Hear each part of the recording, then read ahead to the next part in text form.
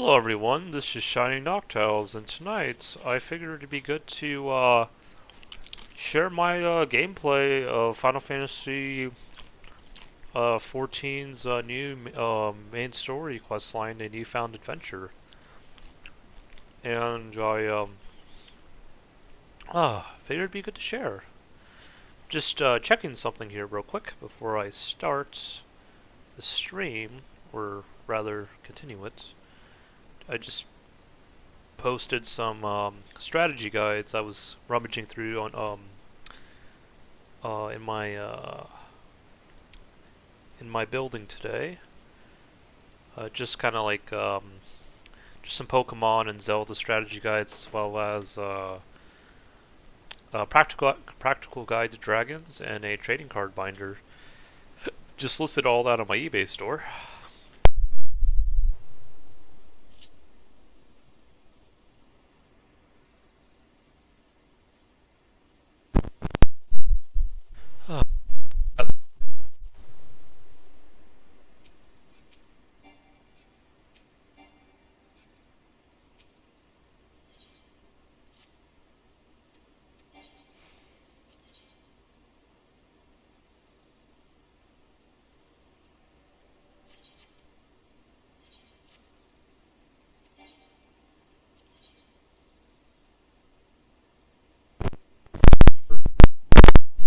Able to use them.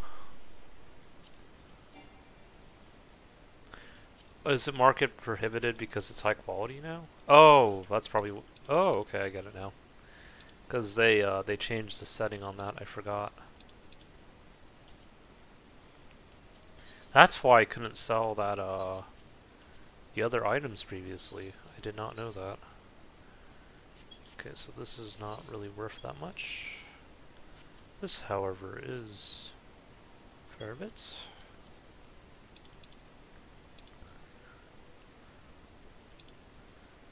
Let's see. Oh yeah.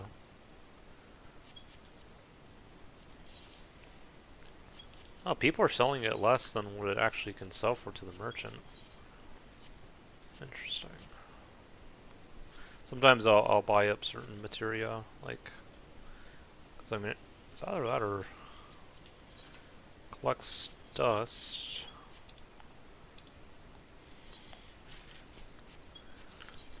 Well, you got a good amount of gil for now, so should be good.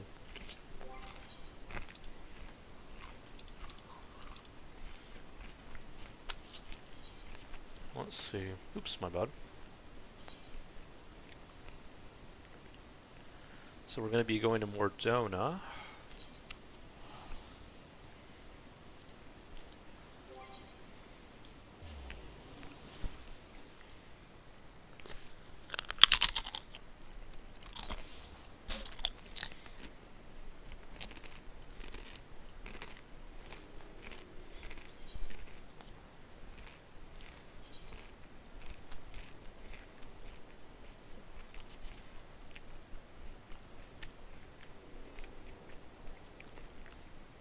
Oh, there's barely anyone here. Interesting.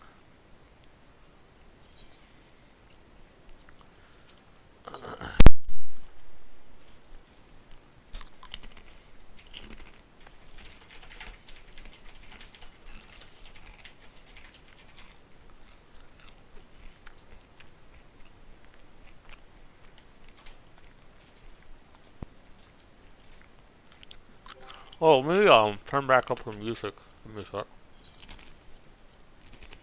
May as well.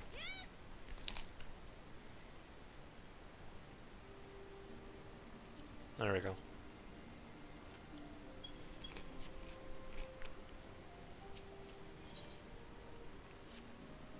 Gem Shadow, how lovely to see you. If you're not in too much of a rush, it's about to make a pot of tea. Would you like a cup? Take a seat then. We'll find something to nibble on as well.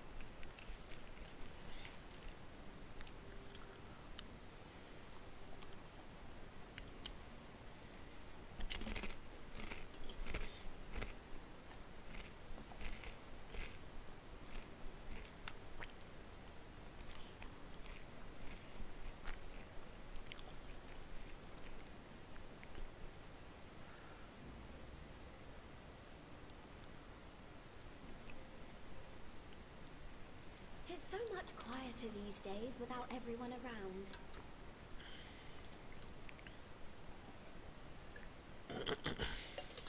Not that I'm pining for your return, you understand. I have my sources, and I know that each and every one of you is doing well and keeping busy with your endeavors.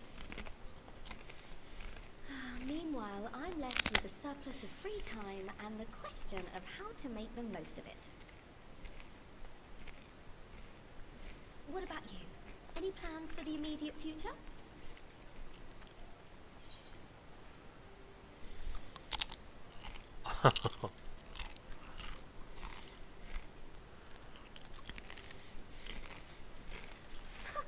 Traveling to the edge of existence and back wasn't enough? Well, if that's the case, I might have a suggestion for you. You fought bravely and selflessly, helping those in need and saving our star from unimaginable threats. For your deeds, you've been hailed as the champion of Eorzea and a host of other incredible things. But why not put those titles aside for a while? Acquit yourself as a simple adventurer again, and travel the world in search of wonder. Oh, wow.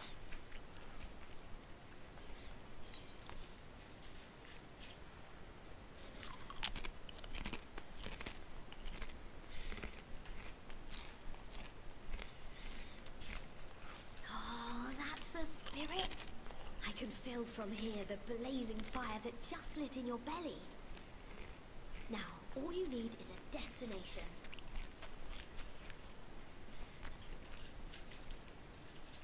If you're having trouble deciding, just leave it to me.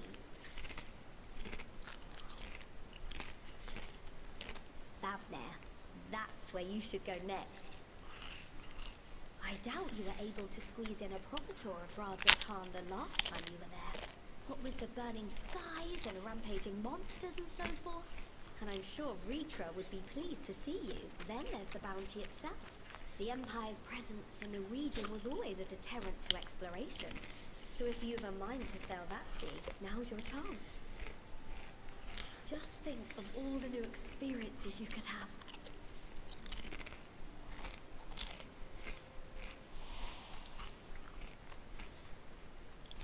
Tell me, have you been to the ruins beneath the waters of the bounty?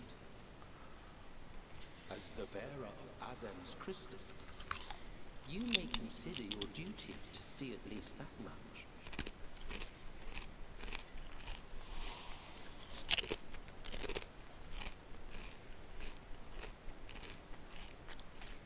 Oh, I know that look.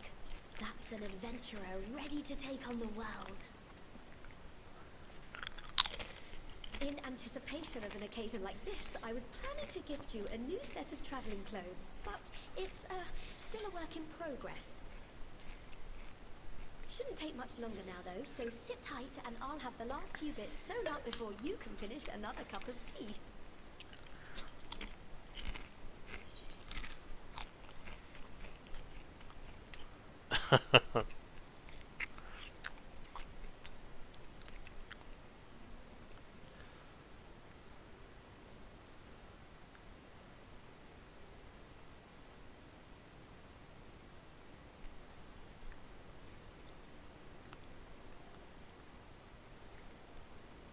Stitch in here and trim in there, knot the threads with love and care. Just a little more to go. I'm sure you're still brimming with excitement. I am one with the needle. See how the fabric surrenders to my whims. Jeez. I can't with Tataru. Don't worry. I'll make sure the lining has plenty of pockets for all your little treasures. I swear adventurers are worse than children when it comes to hoarding every feather and leaf and animal hide they come across.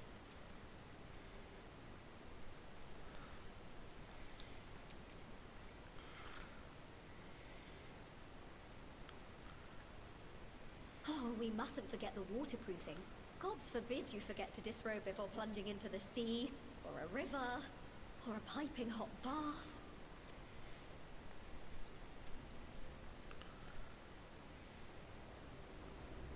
Oh wow.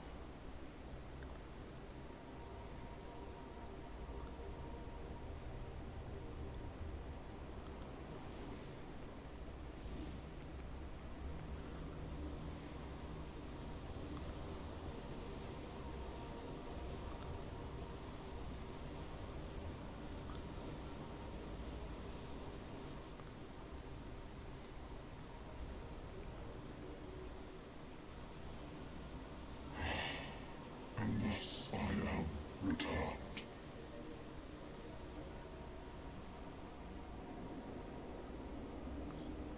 Oh wow.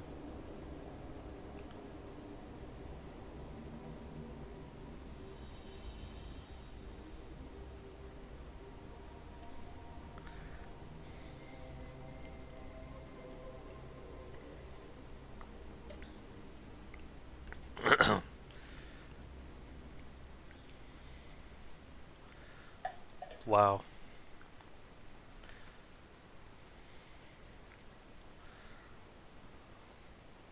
Ah, you're awake.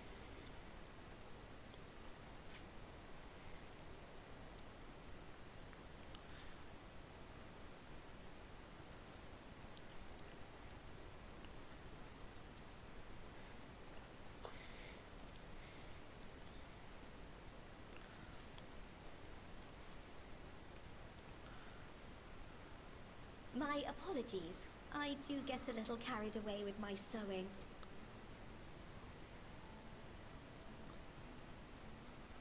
You seem awfully cheerful. Pleasant dream? Or are you just looking forward to the next chapter of your grand saga? Either way, I promise to provide you with new apparel, and so I shall. If you'll accompany me to the Diamond Forge, we can put the finishing touches on your outfit. Shall we?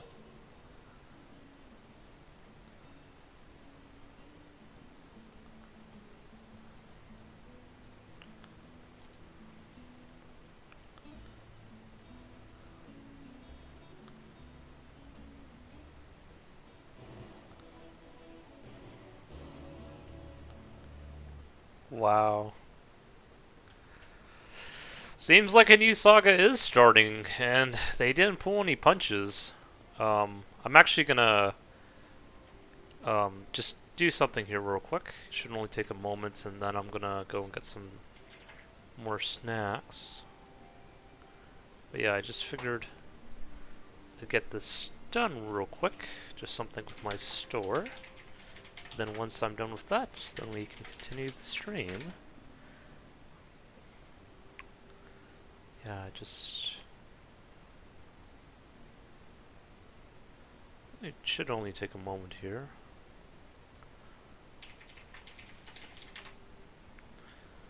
Yeah.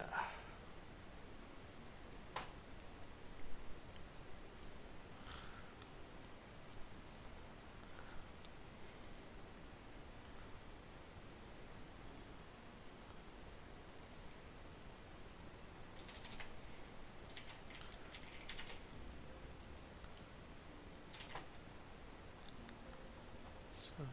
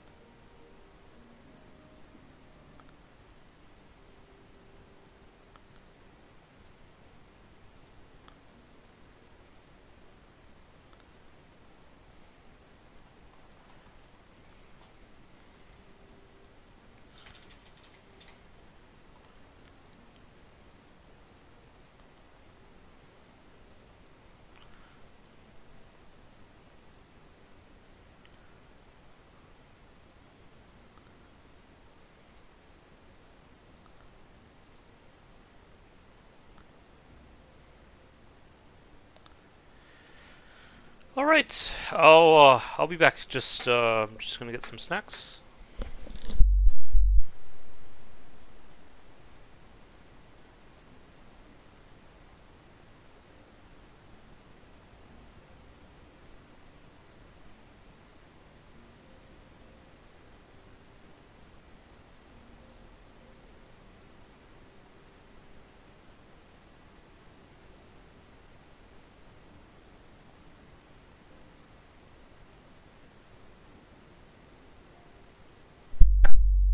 Just got some more chips.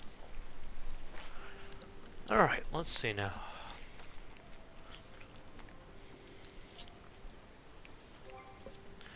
We go into the Diamond Forge. It's not too far away.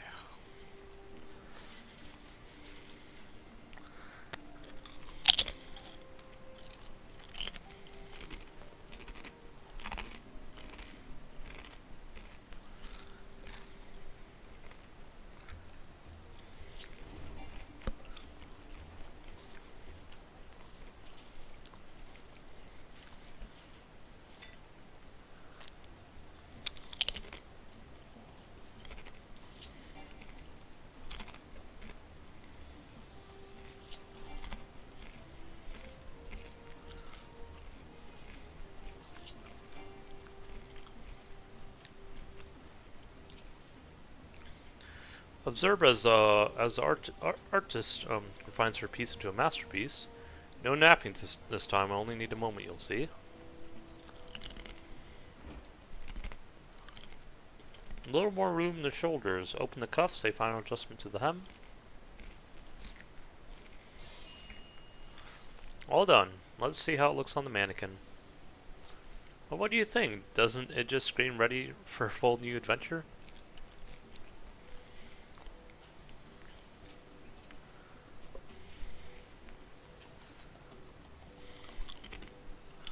I'm so glad you approve. Oh, I probably should say, what do I owe you? Oh well. Oh, stop. You'll make me blush. If you really want to thank me, though, all I ask is that you wear it on your travels. At least anywhere lots of adventurers might gather. They'll look at you, famous hero, and wonder, wherever did he purchase those stylish yet practical garments? Before you know it, hordes of new customers will be climbing over each other to place orders at Tataru's bouquet. I can hear it now, the merry clink clink of what gale overflowing from my coffers, sweet music to my ears.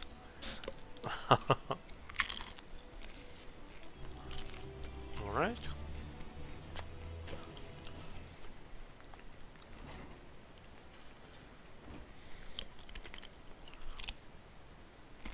Ahem.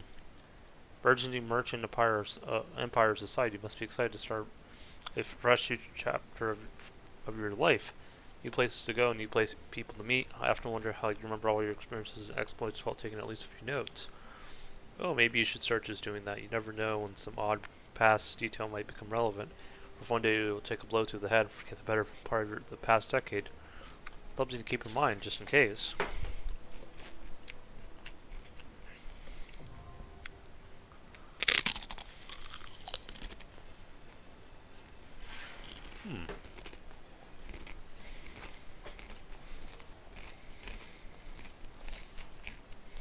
Well, that's kind of cool. New entries for prominent terms and characters will be added to the codex as you progress through the main scenario of the quest. Alright. As the former receptionist and sometimes intelligent gatherer of scions, allow me to offer you a word of advice. Do not expect juicy rumors to simply fall in your lap. Ventures rely on gossip, and the best place to pick up information are taverns and markets. At present, you only have a broad destination in mind. When you arrive at Thavnir, I suggest you explore your options at Meridia's Menhain, finest drinking establishment in Razatan. Charm the employees, and they'll not only point you in the direction of the local telltalers, but also share with you the tricks of loosening their tongues. Now I really must be getting back to ruining my bouquet. Enjoy the journey, Gem Shadow. May fair fortune thank you. Bind you. Alright.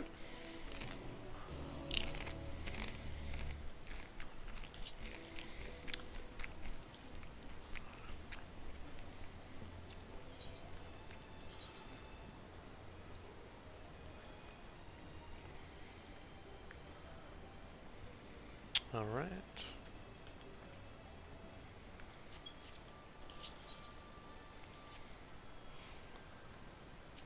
Let me see if I can get to the teleport.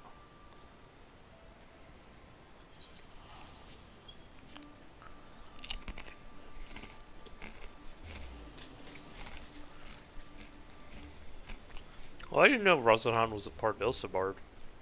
Just now I know.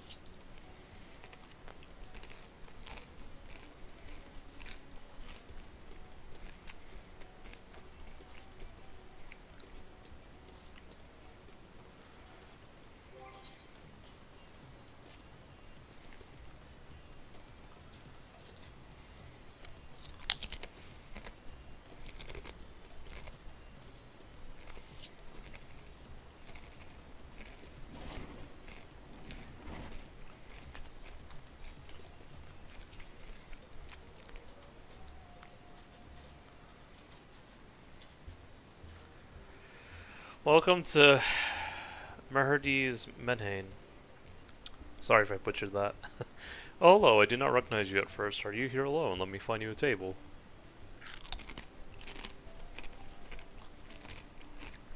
Ruins beneath the bounty. Would you be speaking of the sunken treasure vault? We have one regular historian, in fact, who could tell you all about it.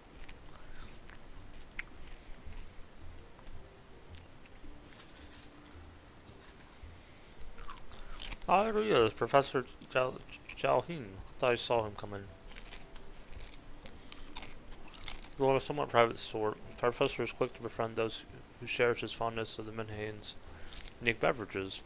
Offer him any drink from our selection, he should happily share everything he knows about the vault you seek. A few other odd bits besides. Whatever you buy for him is on the house, by the way. If Merhadin found out took coin from Thavnir's savior, she would have me scrubbing pots for a week. That's funny. Well, not funny for her, but yeah. Yes? Following event cannot be skipped. Sure, that's fine.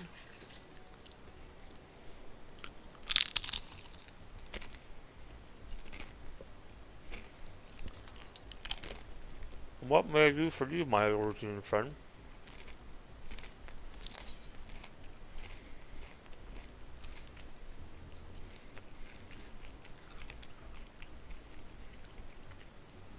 Well, I certainly couldn't say no to a drink freely offered.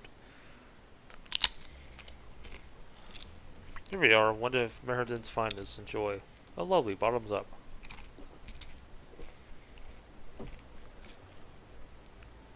John empties the cup in a single pull.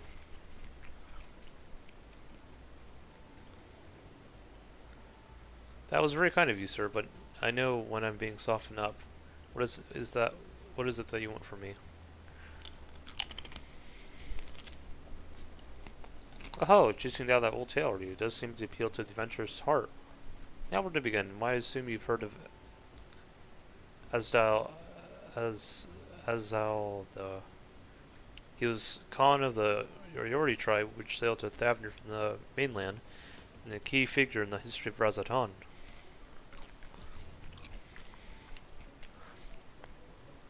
His decision to aid the Arca Sadara is what ultimately won them the war against the Gajasura, thus allowing our predecessors to lay the foundation for this thriving city-state. Truly fascinating stories, however, concern his grandson Asdal III, who was known for his deeds as satrap in Razatan's earlier days. Some attest that this man traveled to another world entirely in return of glittering riches. Others that he brokered an alliance with a certain worm of the first brood. Then there is the tale of the sunken vault, the one you seem most curious about. According to this legend, Asdal III claimed a small island somewhere in the middle of the bounty. There he built a structure reaching clear to the bottom of the sea, a deep and secret storehouse, locked all of his worldly wealth within. A century since, whenever a natural disaster or hardship befell Razatan, Folks would remember that tale of hidden treasure. Hardy souls would set out to claim their fortune, a precious few ever made it home. Would you like to hear more? Cough, apologies. I have a slight tickle and... Oh, my cup appears to be empty.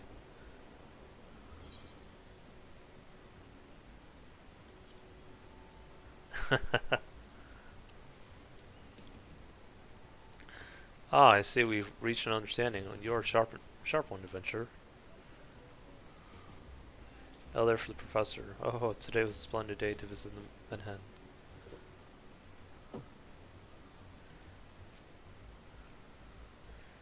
Where were we? Oh, Hick, yes, those who did return from seeking the treasure vault refused, flatly refused to speak what they saw. Did this discourage others? Nay, quite the opposite. Such accounts only served to feed the legend. The golden lure grew stronger than ever before. That reminds me of something Asmal was saying. Asmal's fellow connoisseur, spiritus, tables. Yes, he is. Anyway, he was saying that one of his acquaintances went after the treasure himself. Hasn't been seen since he set sail here, but he did have now I can say no more. You seem a generous sort. What kind of man would I be to encourage what is clearly a foolhardy quest? If my words sent you to your death, I will never live with myself.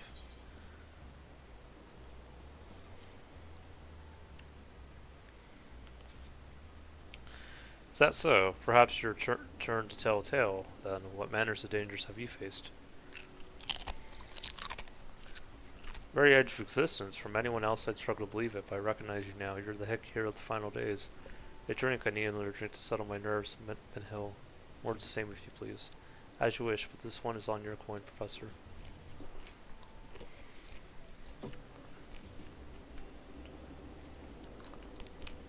Jeez.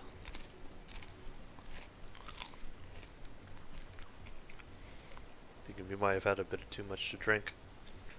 Anyway, you being who you are, I suppose it in order to share a little more. This friend of Asmal, he was desperate to buy a treasure map. One would show the way to the entrance of the vault. Seems he could get it from some merchant. What's his name? I forget. Let's drink a toast to you, my new best friend, Mahom, or drinkish. Signal.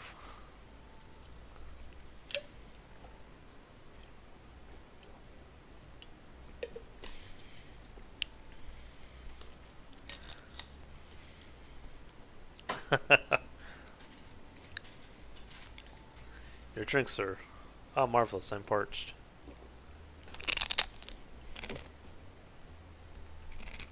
Kind of gulps it down the cup of water. That was water. Did you tell her to bring me water? That's probably for the best. Very kind of you, really. My head will surely thank you in the morning. I think I have overindulged. I am put in mind of the words of Master Jahal. Be wary how much the drink you swallow. Let it swallow you. But I will subject you to no more of this unseemly antics. We'll just speak with Asmo. Well, as I said, we share a taste for the Manhattan's fine spirits. Probably came in as we were talking. I wish you fortune in finding your fortune. You appear to have learned all that Jahal has to share regarding the undersea vaults. To find out more, you need to locate a man by the name Asmo. Okay.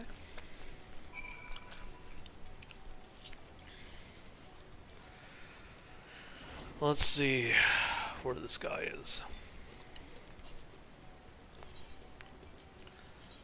He's somewhere here. Yes, I am Asmo, and who might you be? Oh, all true, I'm afraid. My friend took a ship out in search of Asdel's legacy, and I've been watching for his sails ever since. Tried to dissuade him, of course, but he refused to listen. All I could do talk was about finding the vault.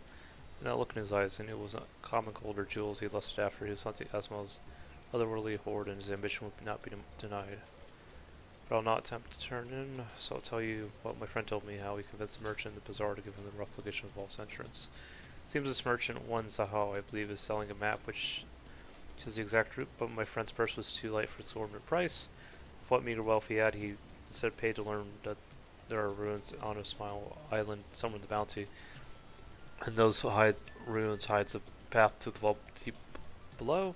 Truly instead on seeking Azel's treasure, such as you put your affairs in order. I wish things were different, but I do not believe my friend's ever coming home. Alright.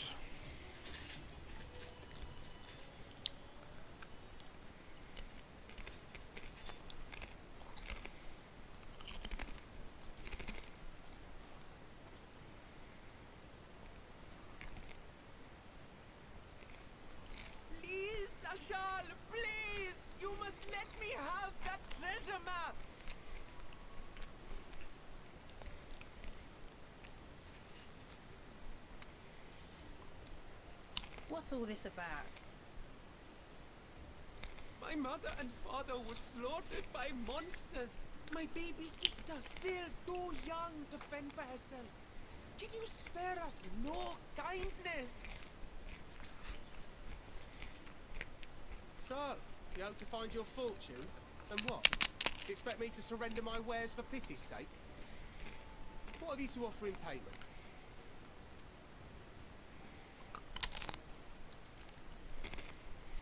As I thought. Come back when you've more than rags to your name.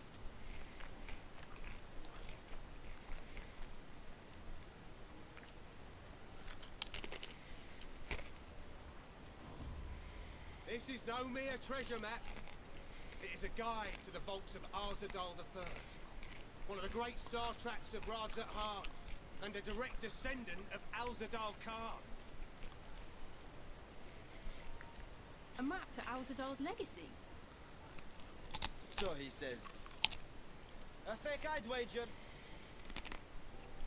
This is no fake. The parchment is marked with an arcane glyph of passage.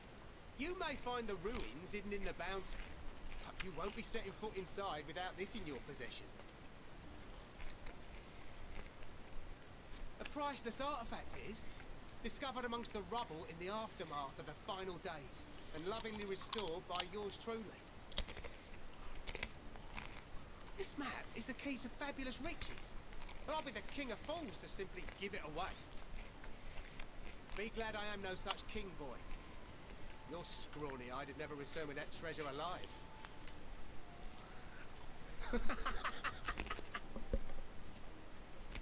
Poor guy. Oh, cruel fate!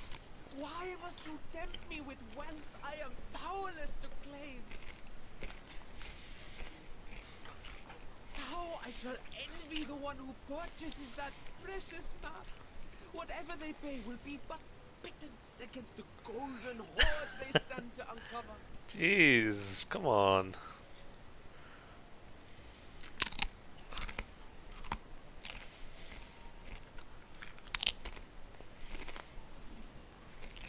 Well, there's Justinian.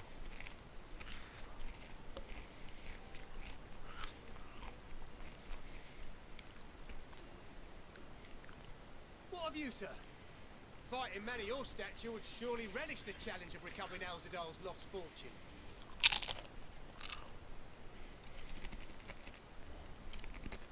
A fortune, you say?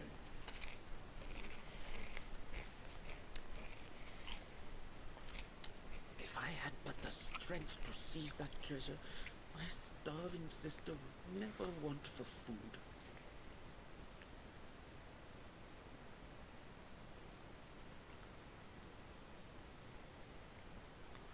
I'll take it. Will this cover the price?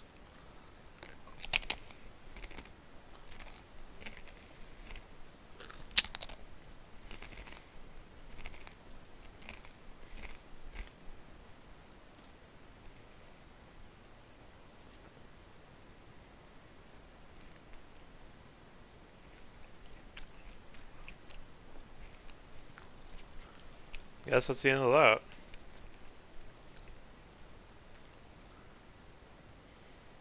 Well met, my friend.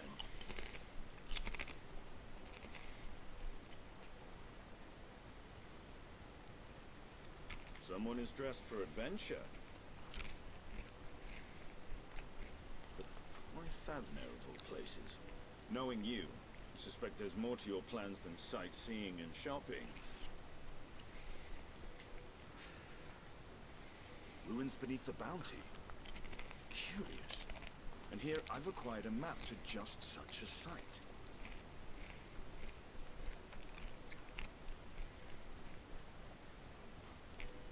With that sale, I do believe I've earned the rest of the day off.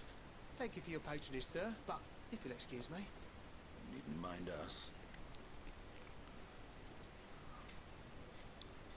Seems to be concerned about something. And now I've fleeced one of the heroes of the final days. Pray the sisters were looking elsewhere.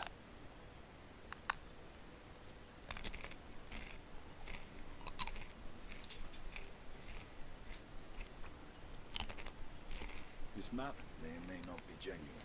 Either way, we'll need a ship to find out for sure.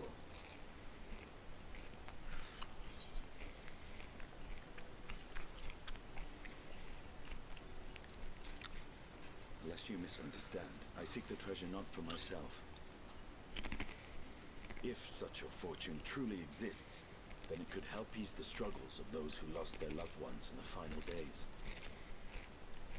I hope to do for Thavnir what you and Alphino did for the Alamegans when you recovered the Mad King's trove.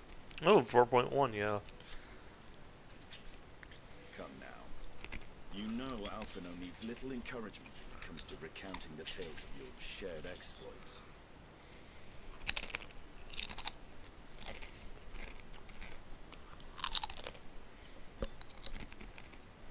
Speaking of precocious lads, that boy in the bazaar was clearly an accomplice of the merchant.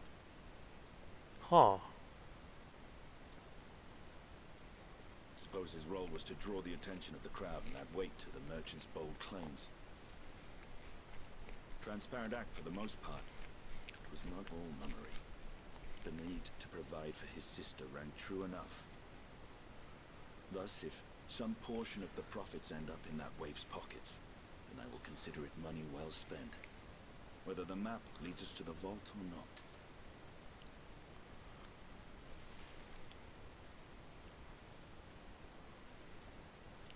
You are coming along, yes?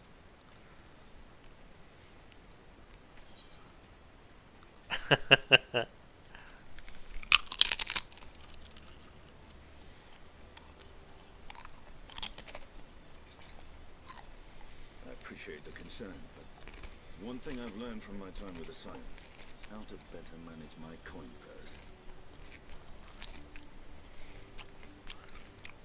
Now, let's see about securing a vessel. Ah, I'm liking how the story is going so far. It's a nice new breath of fresh air.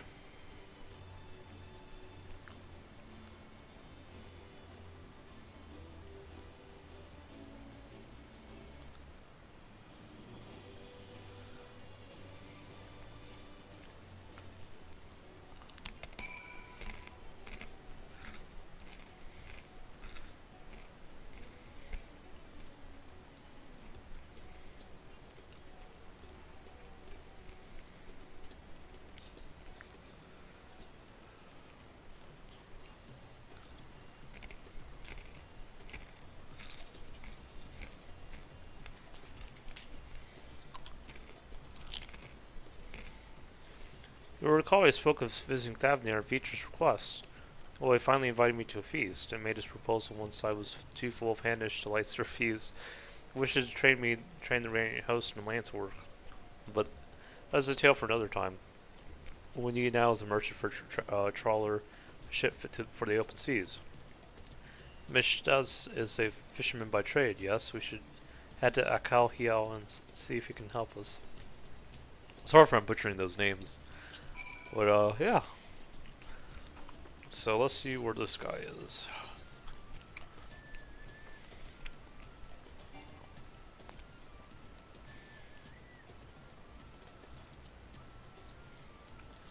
So, let's go here.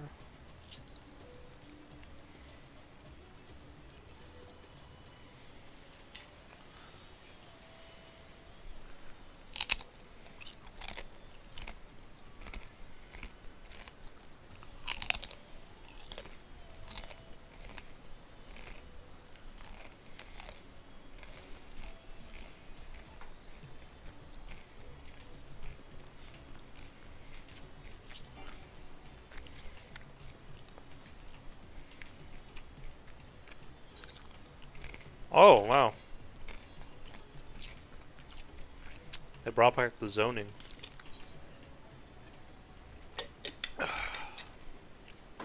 Or maybe it was still a thing. I just didn't know.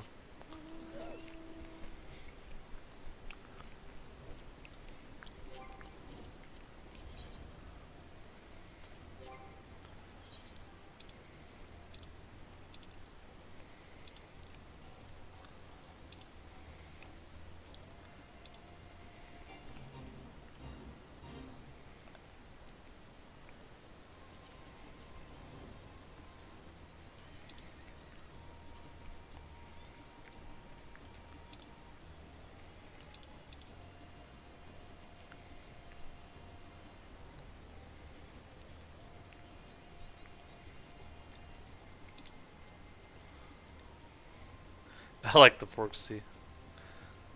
But, I don't know, this smells fine as well, I guess.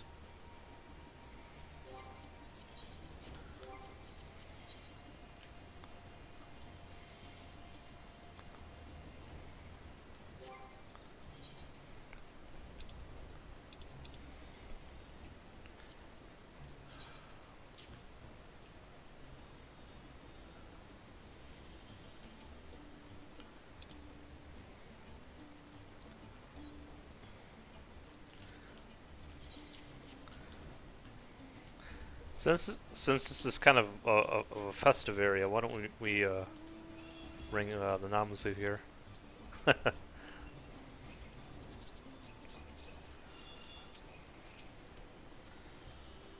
see what he says. I'm hoping to hire a ship, of course, rather than buy one. My funds would not stretch quite that far.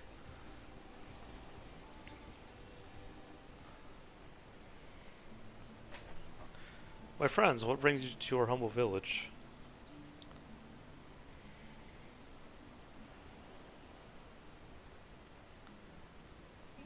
So you need a seaworthy vessel to seek these ruins. Considering it was your deeds that allowed us to return to fishing, I should think everyone would be glad for a chance to repay the favor. Wait here and I will have a boat stocked and ready for you in no time at all.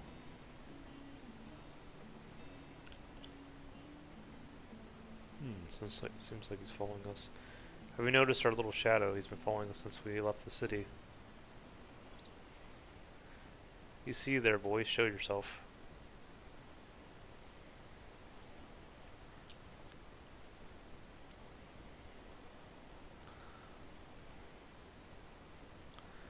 Ah, it is you.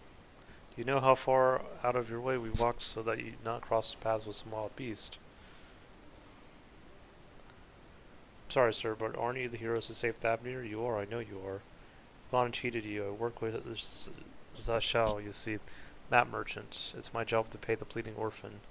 Convince the crowd his wares are worth the price he asks.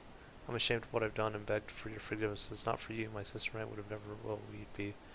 Enough, I know your game, and I paid the price willingly. Fortunate price as it turns out, for my friend here was seeking those very ruins.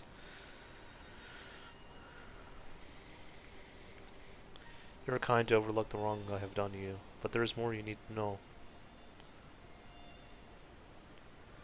The map you bought is very real, as it is the island shows. I overheard how selling information to another customer. I told that man where you needed to search about the ruins, about the vault, about everything. Then the man sailed out to find his fortune, never to return. You cannot go alone to that place. You should have more friends with you, maybe even a whole army. I do not doubt the ruins hold danger, but I assure you, between the two of us there is little we cannot overcome. Please, I cannot bear the thought of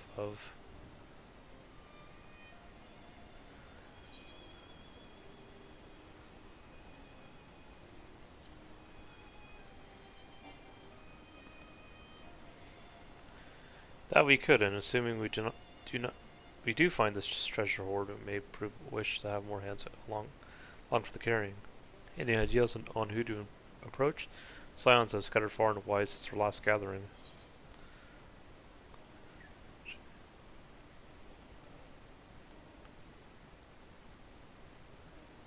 Graha.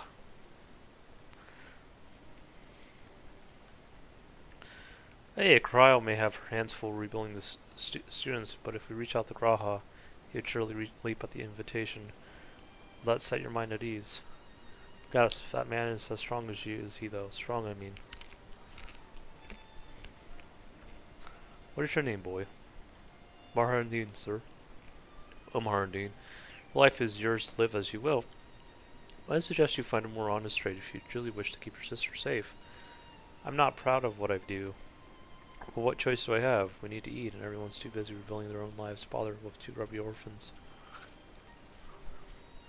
Wait, boy, I didn't take this roundabout road just so you end up in some creature's belly. They will walk you back to the city gates. Thank you, sir. Call me Asinian. Pretty good story so far.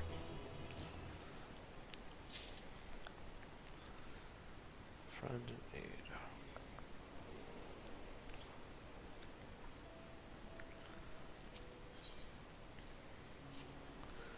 I shall leave you to recruit Graha. He'll appreciate the invitation that much more, I'm sure. As I recall, he was based at the Annex. Somewhere there ought to be able to point you in the right direction. Let us be off to Maharit. Do me a favor, don't stray from the path.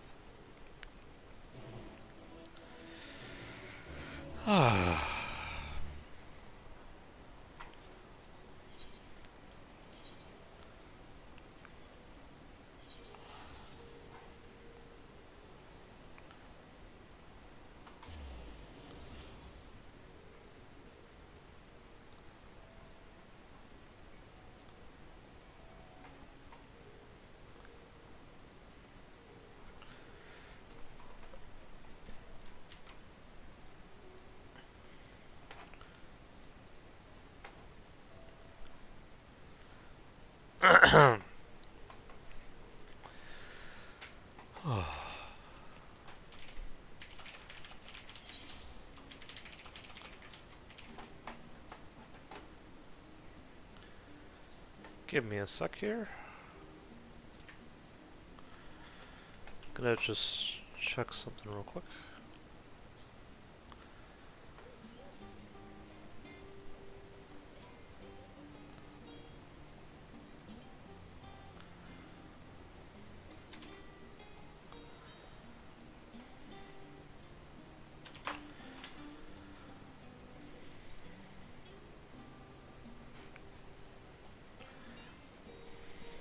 A lot of people here in Charlian.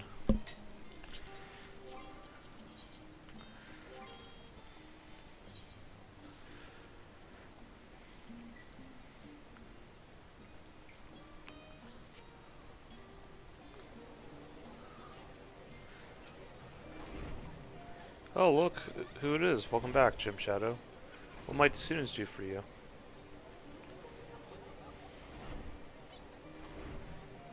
Raha, yes, he's in the main hall of Mistress Cryo. They've been holed up in there for days. By all means, go and give them an excuse to take a break.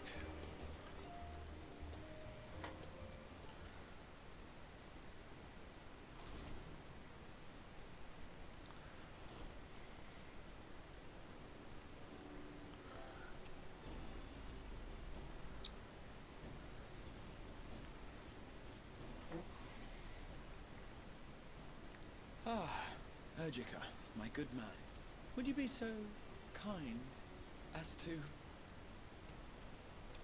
Oh, isn't this a pleasant surprise? I wish you had sent word ahead. I thought I was having visions for a moment there.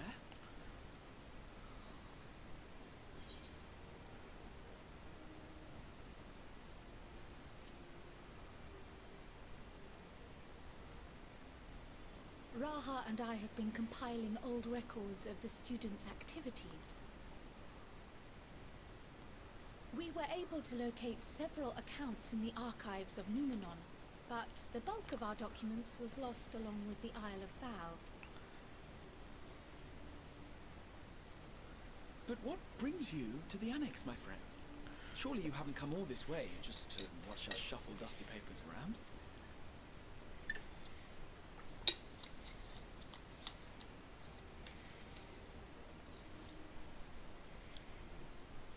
The treasure vault of Alzadal III. And you're looking for companions to join you on this expedition? I would dearly love to accompany you, of course, but I'm afraid I'm committed to another task, on the subject of which I had hoped to ask for your assistance.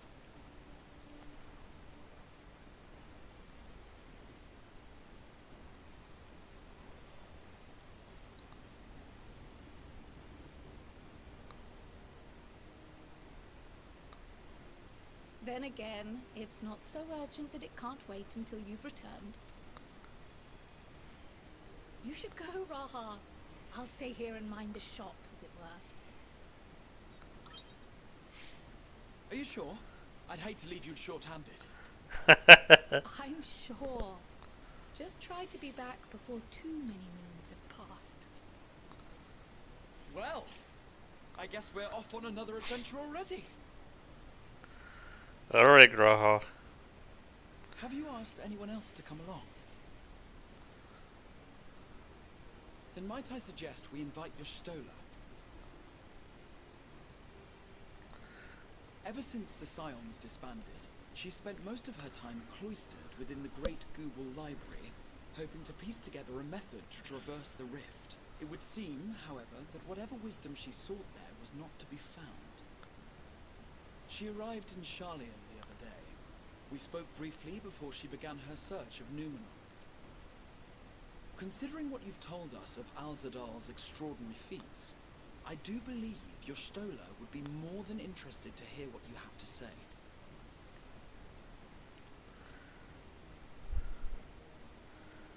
Splendid! Then let us head to the archives at once. Wait, before you go. I have another potential member to volunteer, if you've room to spare. Urianger. Heck yeah. He sent the students a request for materials, you see. Treatises on the architecture of treasure vaults and the like.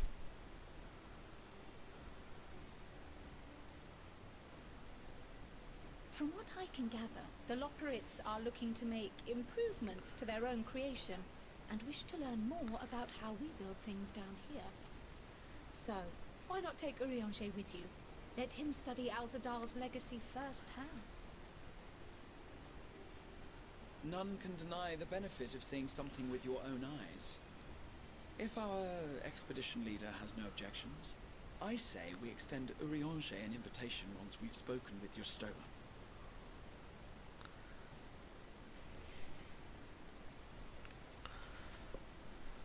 Safe travels, you two. But don't forget, I'd still like your help with that other matter I mentioned. Kryle's almost like Tataru in a way. To the library. It's like, I'm not letting you go scot-free.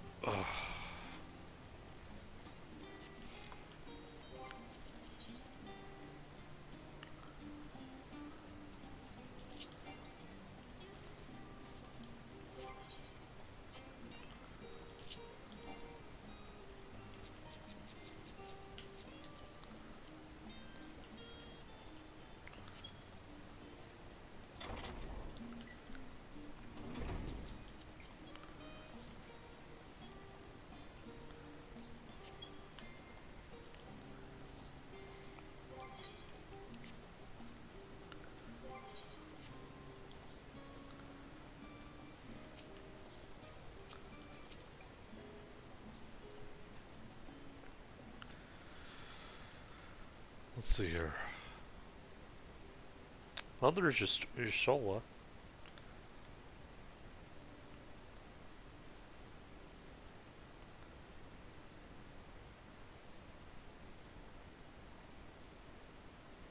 I've never known your Stola to doze off in the middle of research before.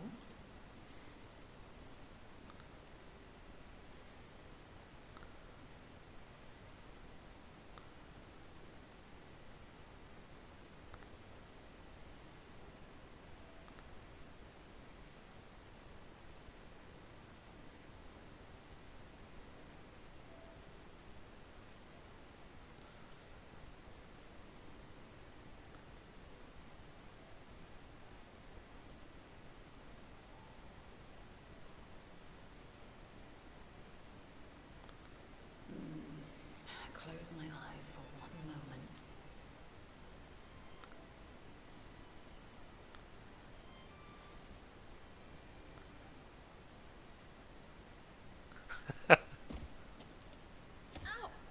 Oh boy. Poor you, Shola. How long have you two been here?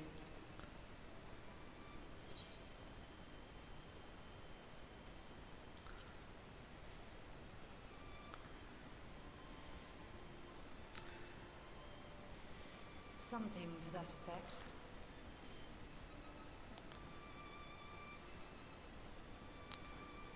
I must have been studying for 2-3 days straight before exhaustion finally claimed me.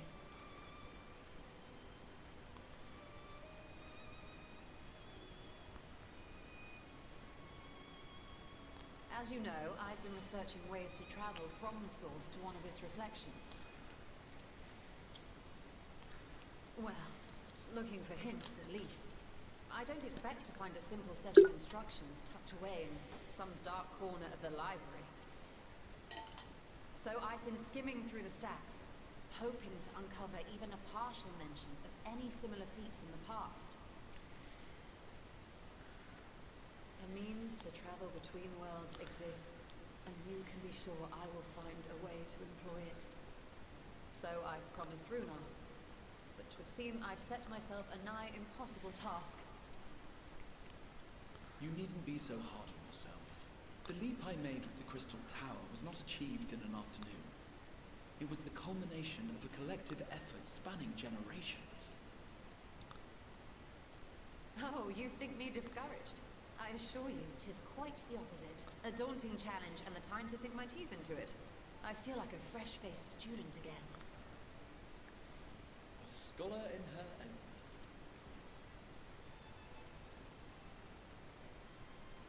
Indeed. Was there something else you wish to ask of me?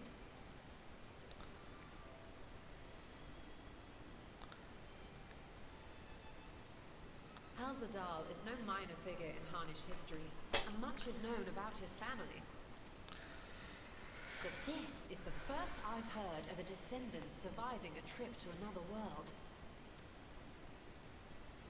If those tales are true, then he may have left behind some clue as to how it was accomplished.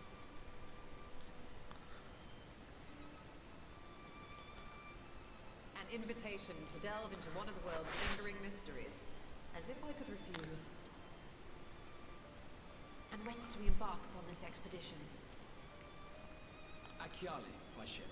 But before that, we thought to extend an invitation to Urianger as well. He was in Thalmazane last we heard. Then by all means let us recruit him, and be on our way.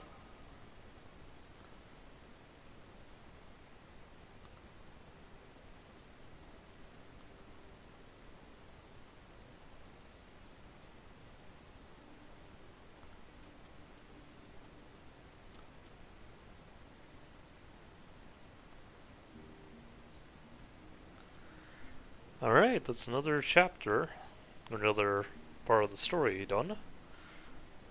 This will be recruiting Orionje here in a sec. The story's pretty good so far. I'm liking how it's progressing.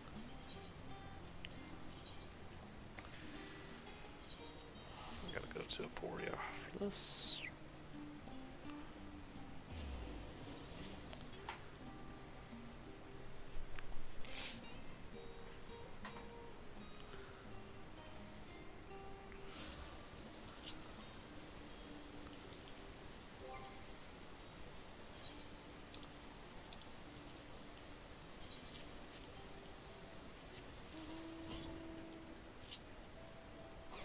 One of my favorite mounts.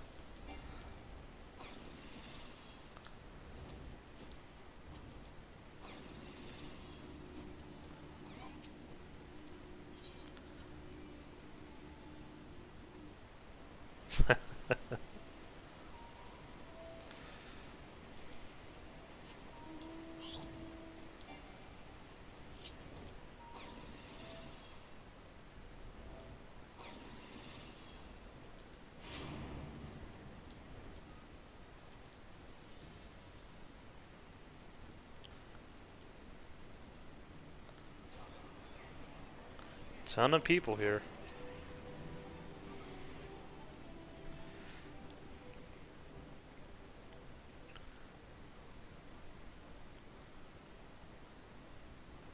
Our illustrious champion.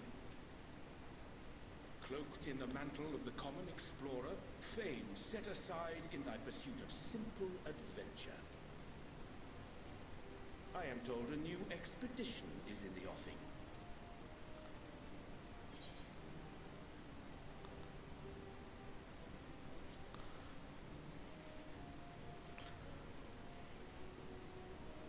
He left to attend to some personal errand, but should be returning ere long.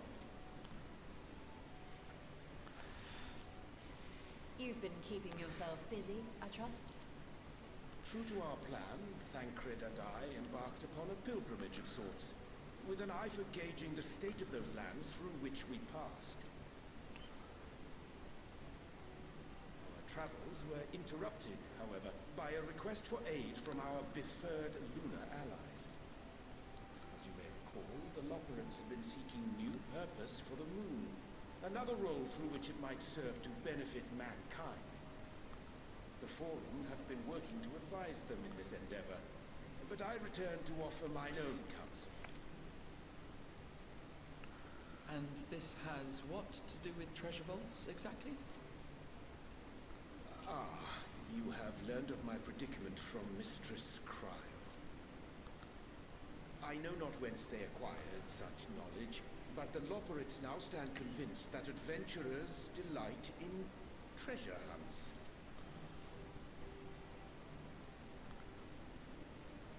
Thus, with their newly built wonderland of riches and mystery, do they hope to entice all manner of daring delvers to the moon.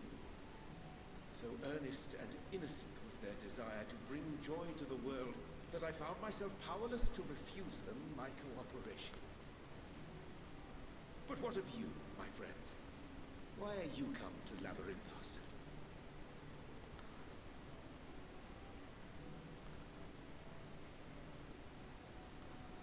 Fascinating. This is indeed a most fortuitous opportunity. I should be honored to accept thine invitation.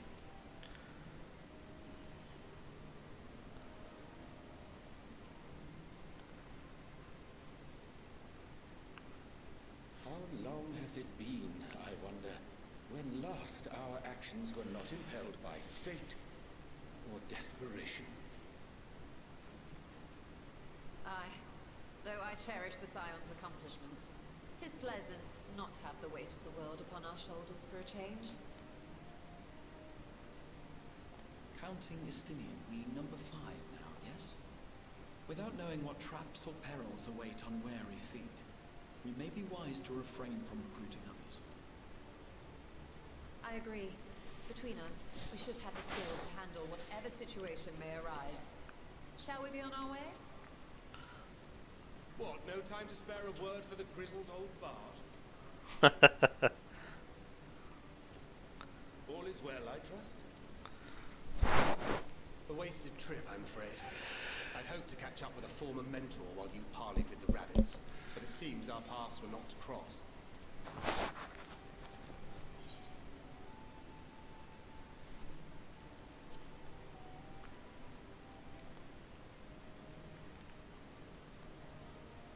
Having an astrologian beside you on the road is surprisingly convenient. And it doesn't hurt that he's making strides with his light-hearted banter.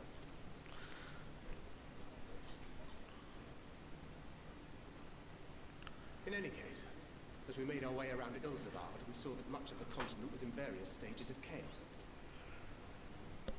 A certain amount of disorder is to be expected. The final days are over, and the people no longer have a common threat binding them together.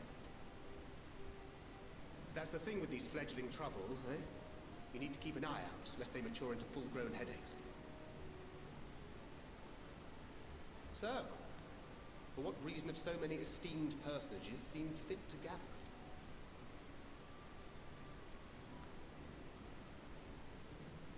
Beneath the waters of the Bounty, you say?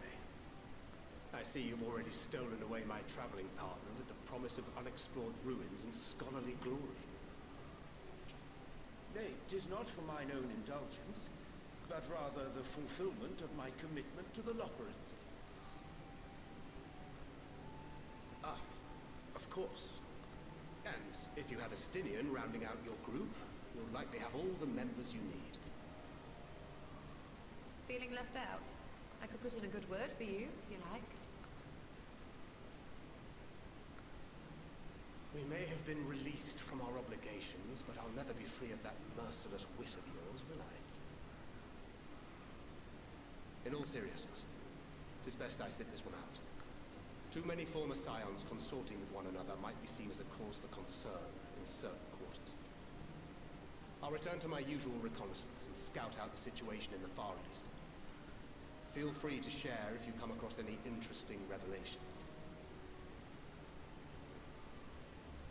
Till we meet again.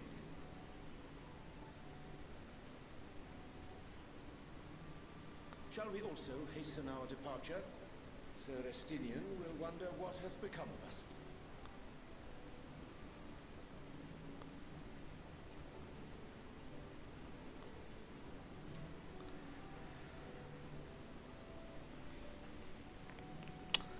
All right.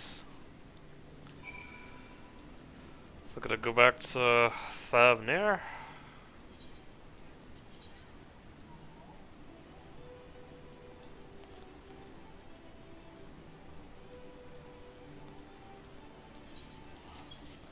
A lot of guild to teleport, but it's alright though.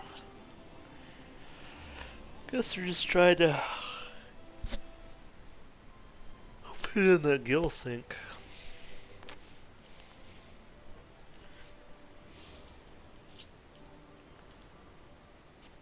Actually, no, here I like using Namazu.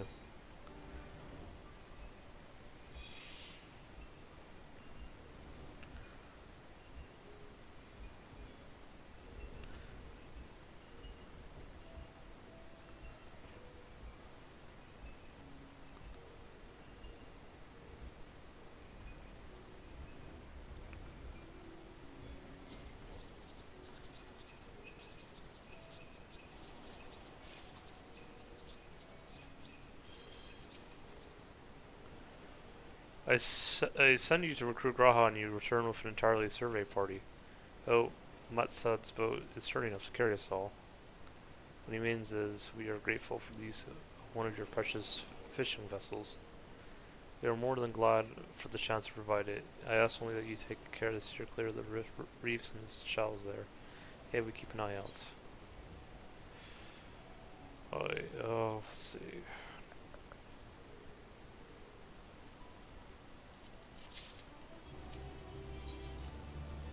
Stoll is intrigued by the legend of Azdal III.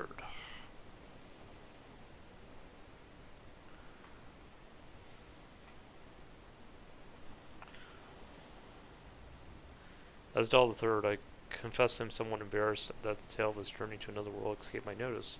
It could be more than simple folklore. What of the treasury supposedly brought back? This undersea vault may hold relics from another reflection. My friends, we should temper our expectations. The map doth promise ruins, but beyond that we do not know what we will find until we find it. So let us dispense with the conjecture and set sail for the vault.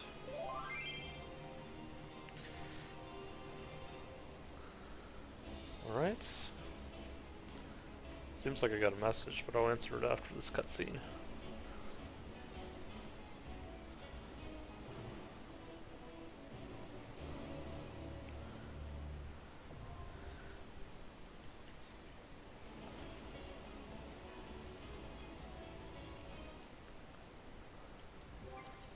Oh.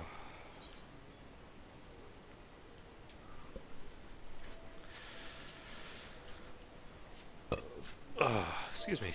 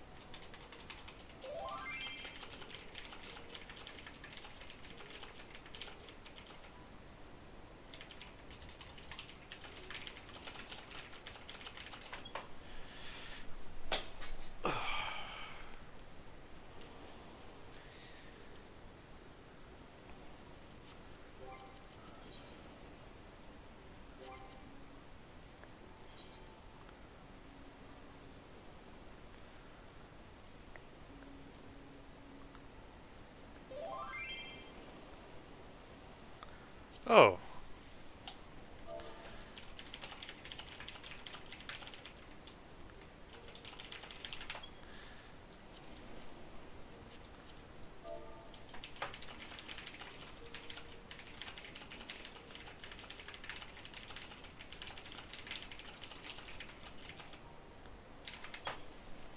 Just figured I would extend, the offer in case if anyone want to join.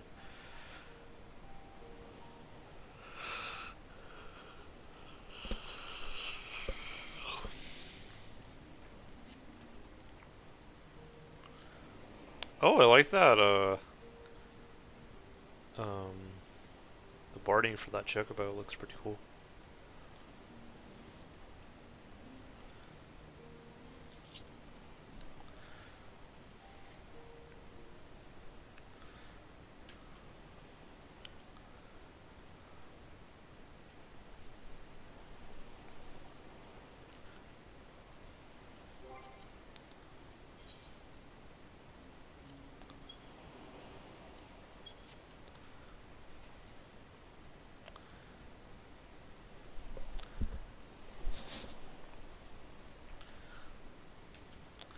Oh, he might be in one of those long cutscenes right now, yeah. Ah, could always... Oh, they changed the way you look at characters now. Or do they have adventure plates? Oh, wow, that looks cool. Yeah.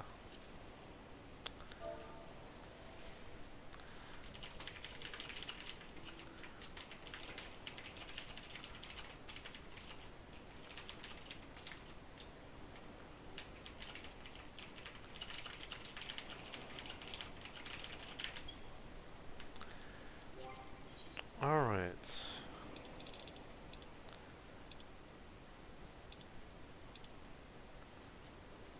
Since the days of old, the imagination of the Thanarian people has been captured by a persistent legend. Promise that somewhere beneath the shimmering expanse of bounty lies hidden the treasure Volta Asdal III. Yet how might one claim the fabled satrap's hoard where so many other reckless souls have tried and fallen? Will Estinian's dubious map lead you true to the rumored isle and its moldering ruins? Whatever peril waits ahead, it is certain to be an adventure. Oh wow, that was quick. Yeah, I figure it's more fun to do it with other people. I mean, I could do it with the Scions, but it's nice to play with other players.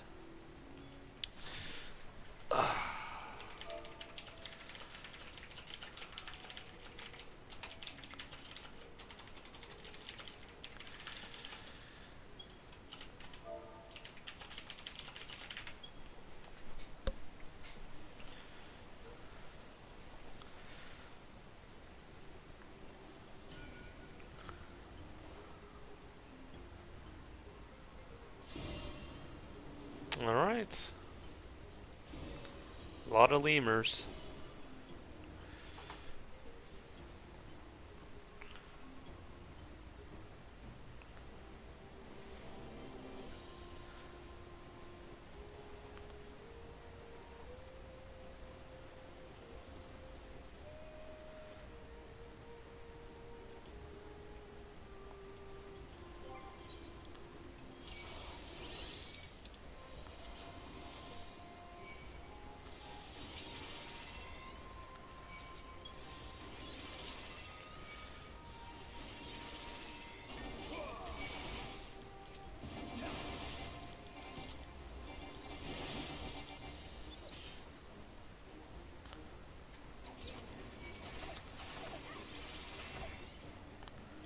Let me get that other ad.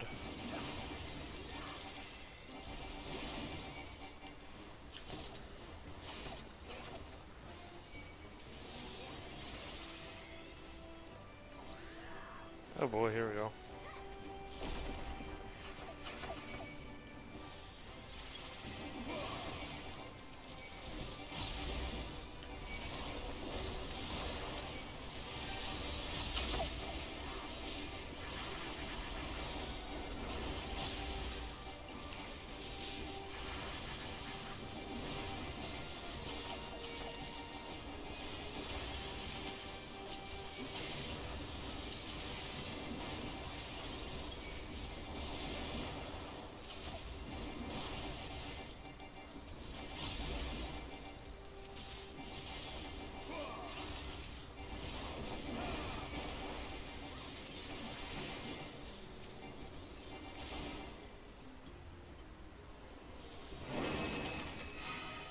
Oh, that's cool.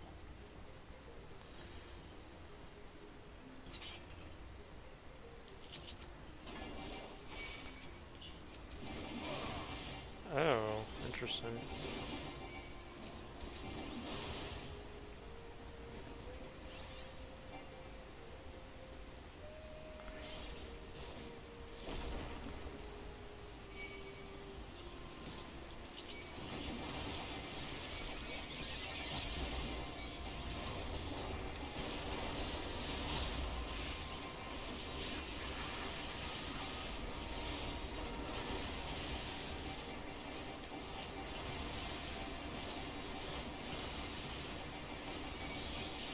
There's Titan.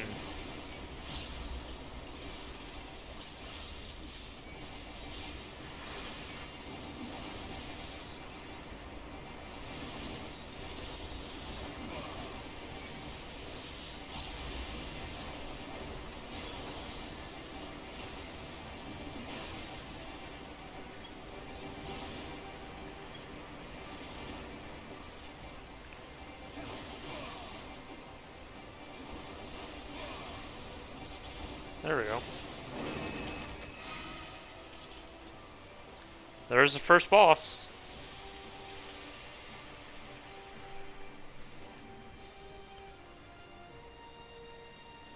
I'm Boojam.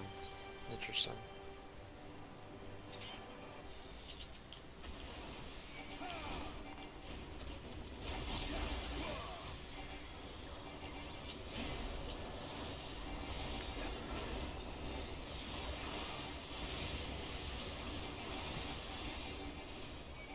Bleed, okay.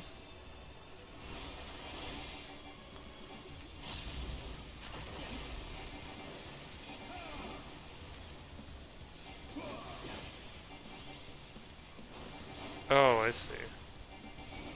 Oh boy. Gotta be careful of that.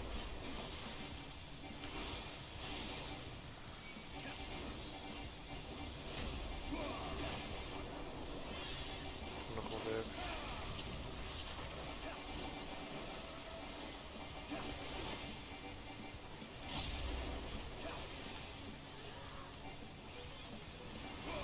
I see. Yeah, gotta be careful of that.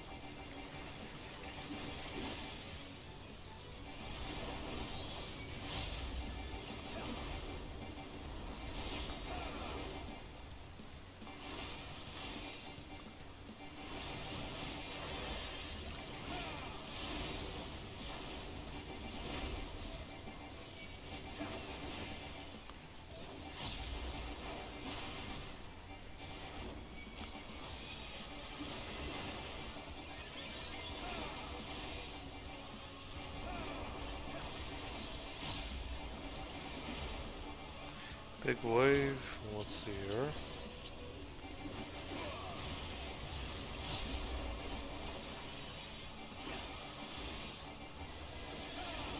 Let's do this.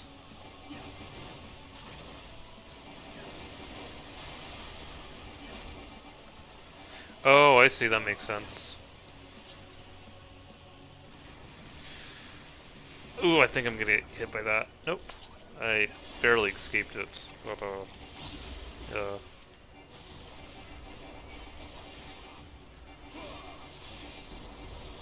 Big wave.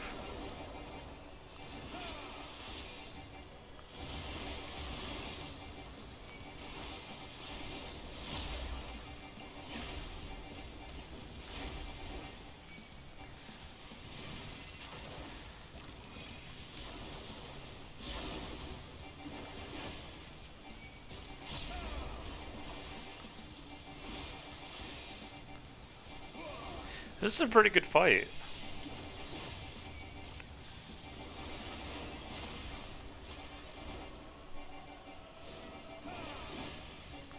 Big wave.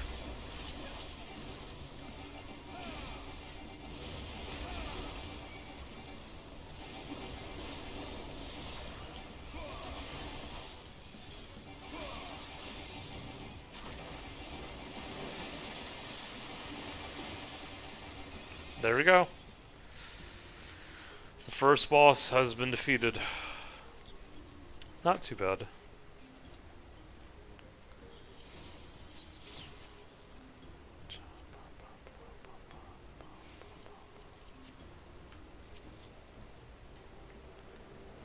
Might have some good mats.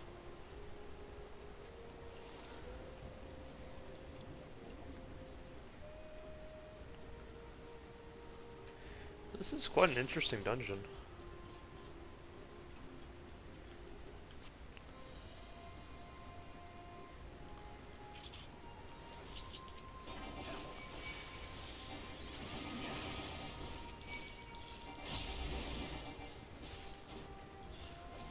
Just ring the sling. Let's see here.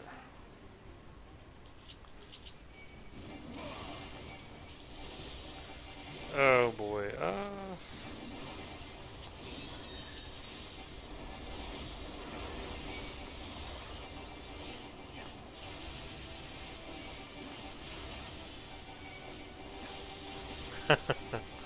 this is neat.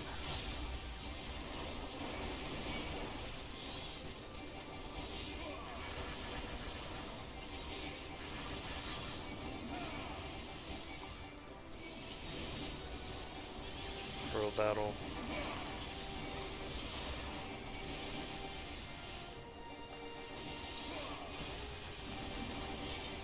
Go Titan!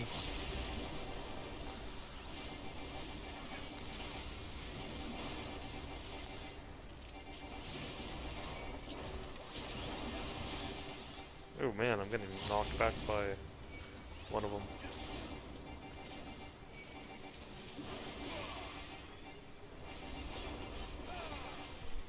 Right. That's done.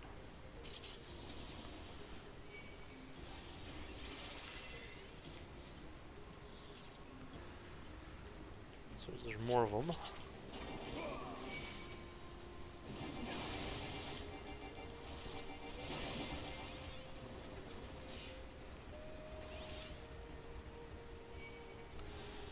We need those. Need that for something.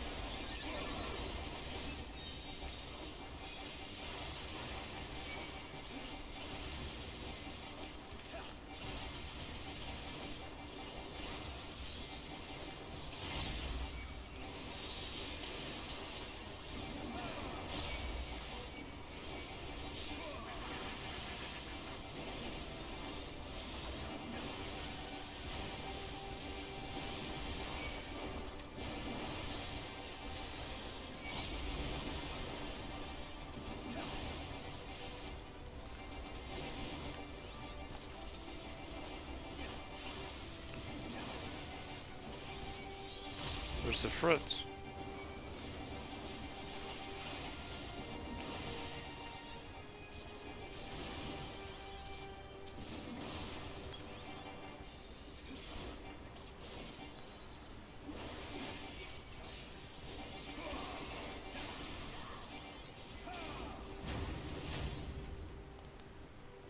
There's the second boss.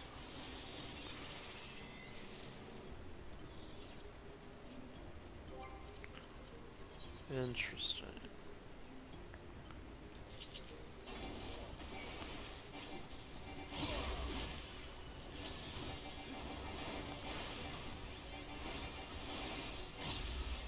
Articulated bits.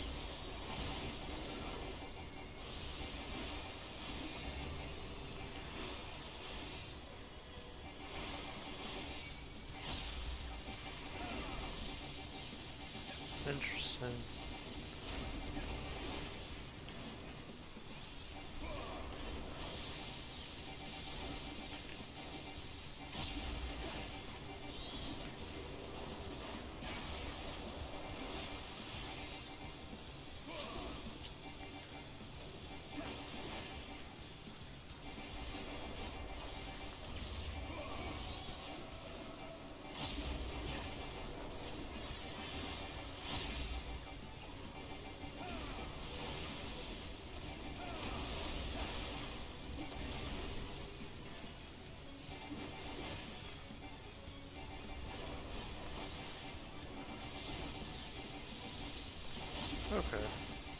boy. Only the summer's alive. Let me get Ness some flash on her.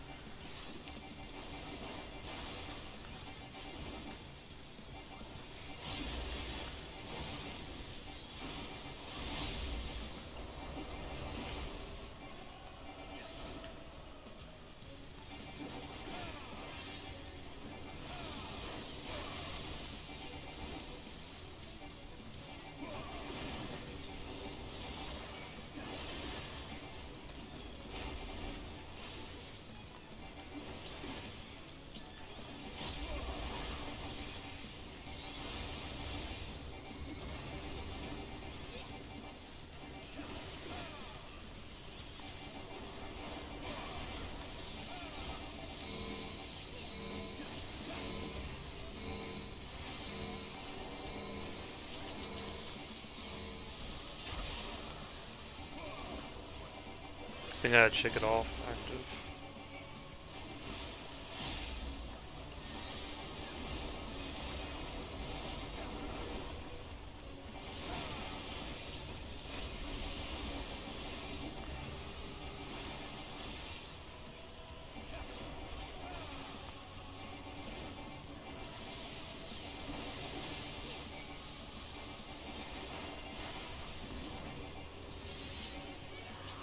Oh, Summoner's dead.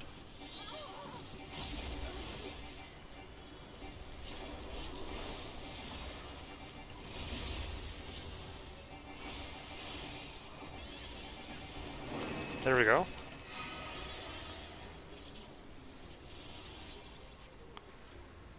Nope.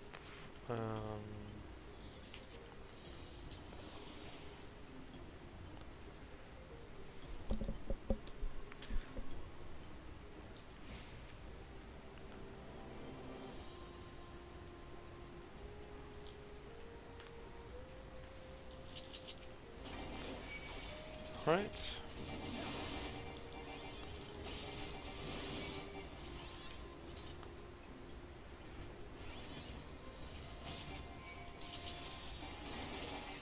Man, it's a crazy amount of gold from.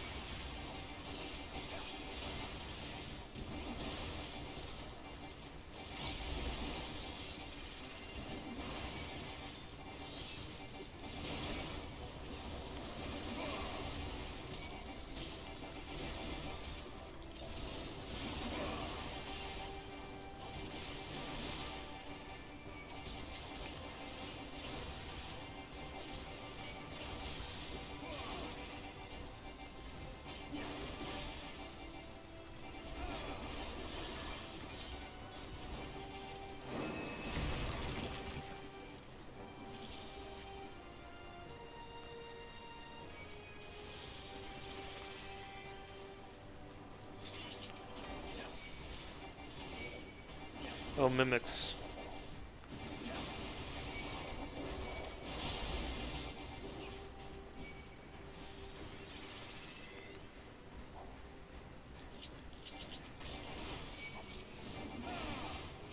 guards.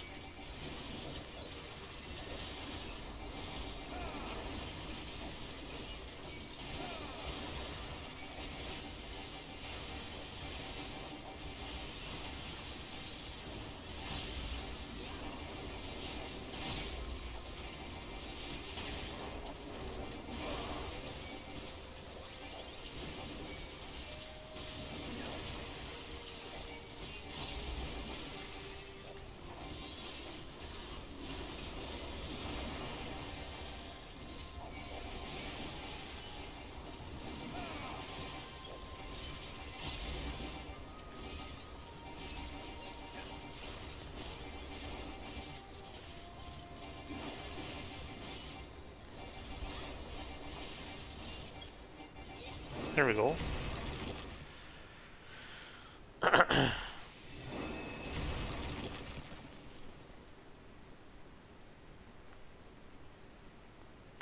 Oh, there's the final boss of the dungeon. Kapi Cuckoo.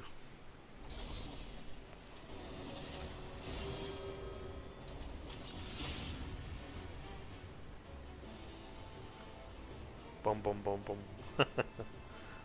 Interesting. Oh yeah, because of the music.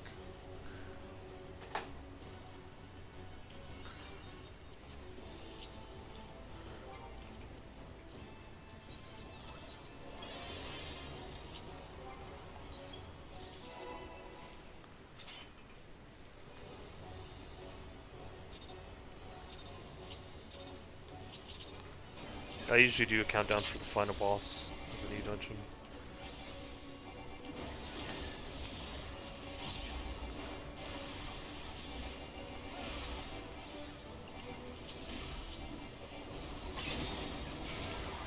Interesting.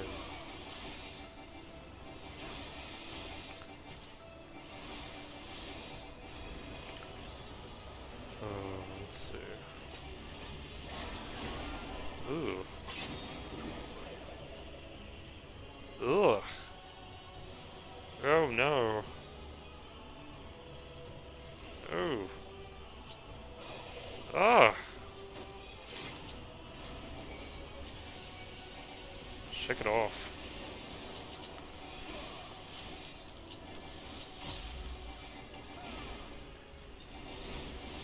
He kind of reminds me of Susanna a little bit, like his style.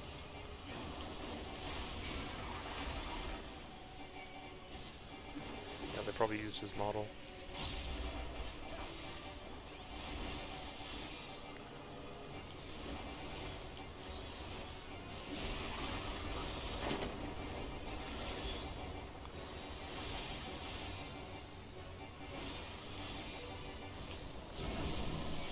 Oh, are we supposed to... Oh, that makes sense here, yeah. Good thing I did that.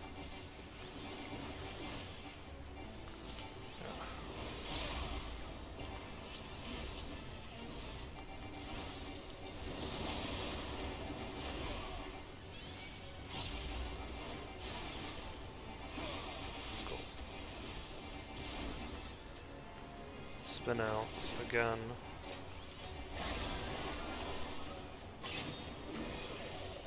Oh, you can actually move. Okay, that makes sense.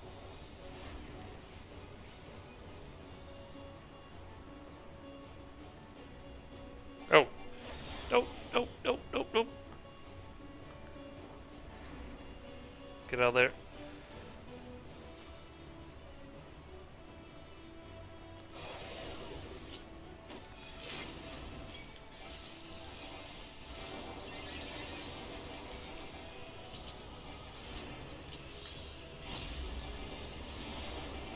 You can actually move yourself from doing that.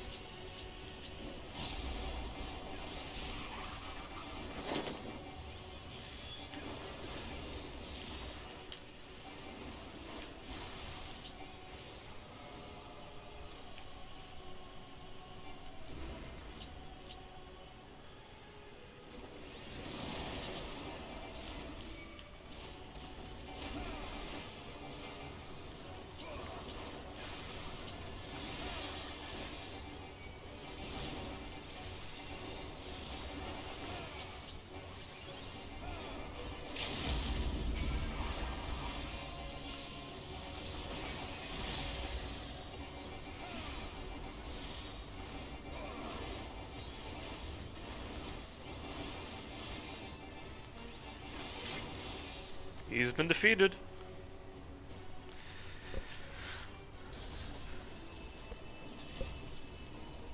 First try.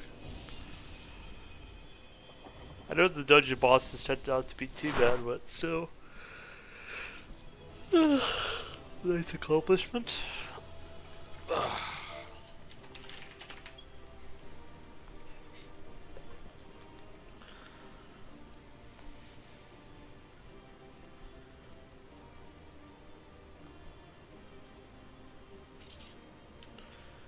Let's see what the loot is. I can decent that, I guess. Yep.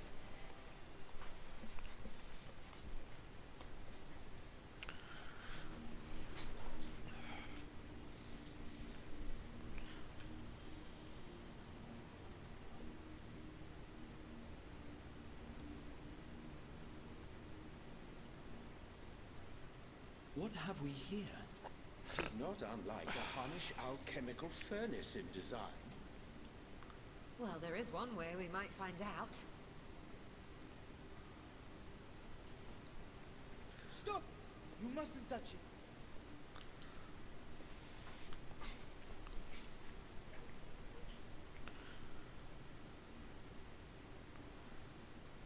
Vritra! Oh, my apologies. Should I continue calling you Varshant? You may address me as you wish. My nature is no longer a secret. Still, this is not a setting I imagined for our union. Surely you've not entered these ruins as common looters. Would that we could deny your accusations, but I fear you're not far from the truth. Great Vritra, might we beseech thee to explain the nature of this strange contrivance?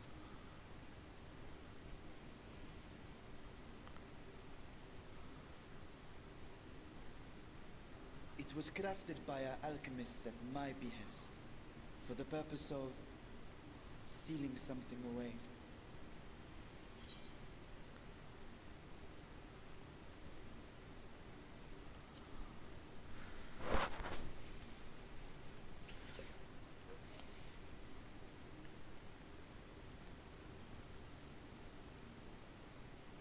Perhaps I should simply show you.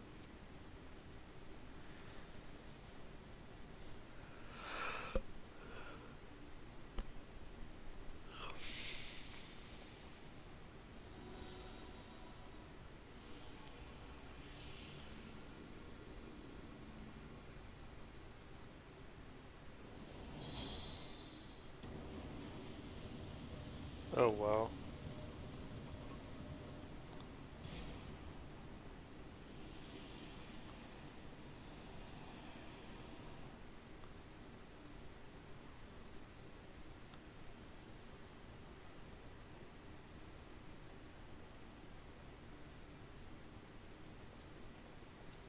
I have lifted the seal, if only for the moment, by an authority only I possess.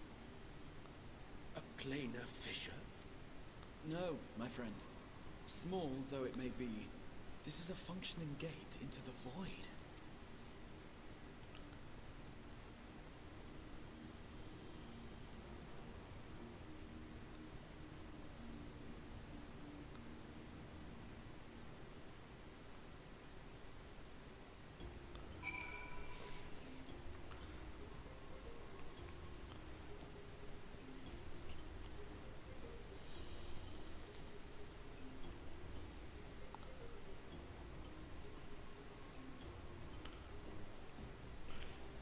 That was a good dungeon.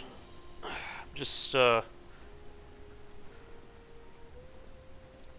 readjusting my socks here. It's even though we're in springtime here, I live in North Idaho currently, and still been getting some cool weather as of late.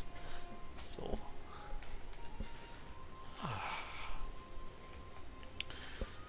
let's see here.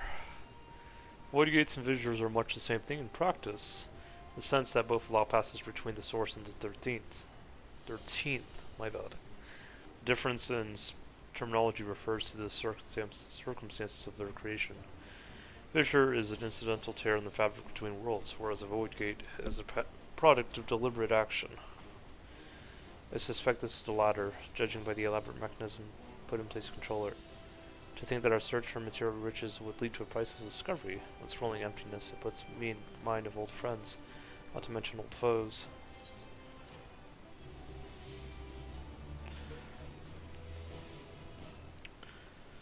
Okay. Joel is appraising the void gate of scholarly eye.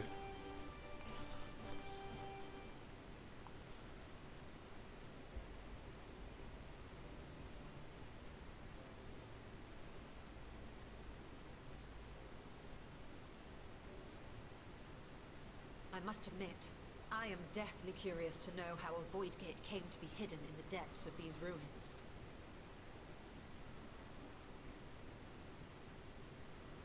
To tell that tale, we must first peer far to the south, and even further into memory.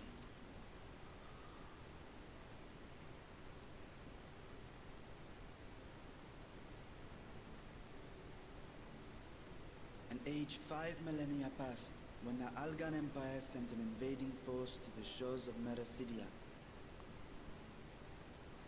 The southern people rallied around the commanding figures of Bahamut and Tiamat and fought fiercely to repel the would-be conquerors. With Bahamut's defeat, however, the tide turned against them. Desperate to seize any advantage, the Mercidians resorted to summoning primal entities. In response, Emperor Zande forged a covenant with the Cloud of Darkness, sovereign among the all-devouring denizens of the Void, thus bolstered by icons on one side and Void Scent on the other. The two armies clashed in a battle of unspeakable carnage. So much death, so much loss.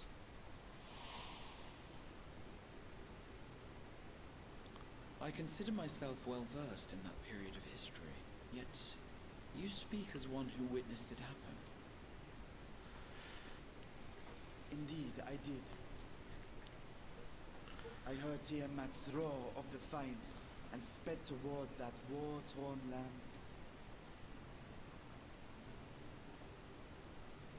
Along with my sibling, Ashdaya.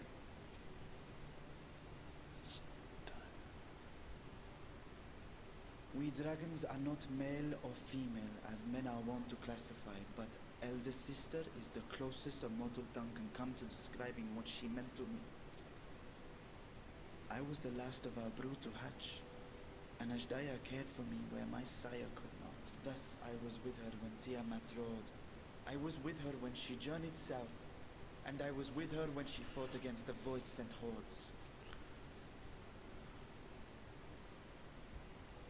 Yet no matter how many of their vile fiends we cast down, more rose from the abyss to take their place. Faced with an unwinnable war of attrition, Ashdaya risked her all on a final gamble.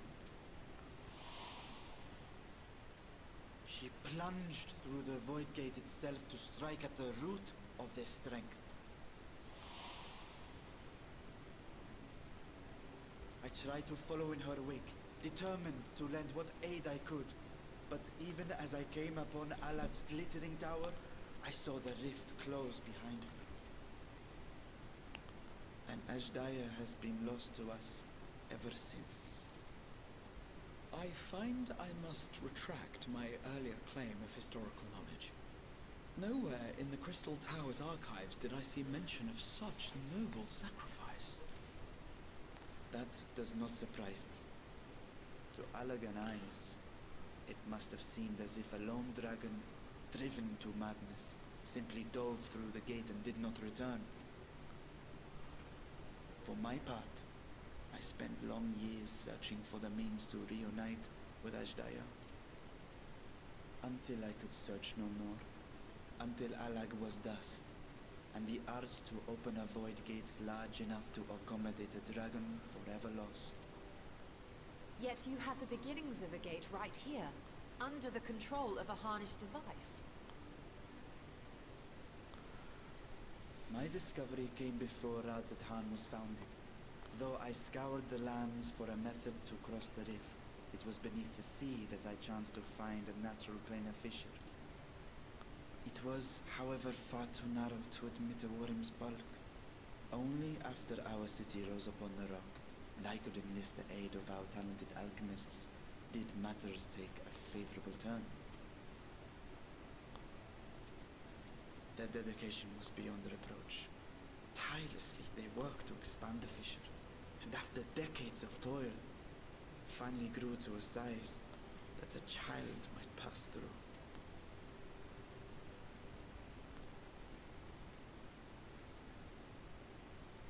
Not long ago, you told us that you called out to your kin, but Ashdaya's answer was silence. I suspect the conclusion to your tale is not a joyful one.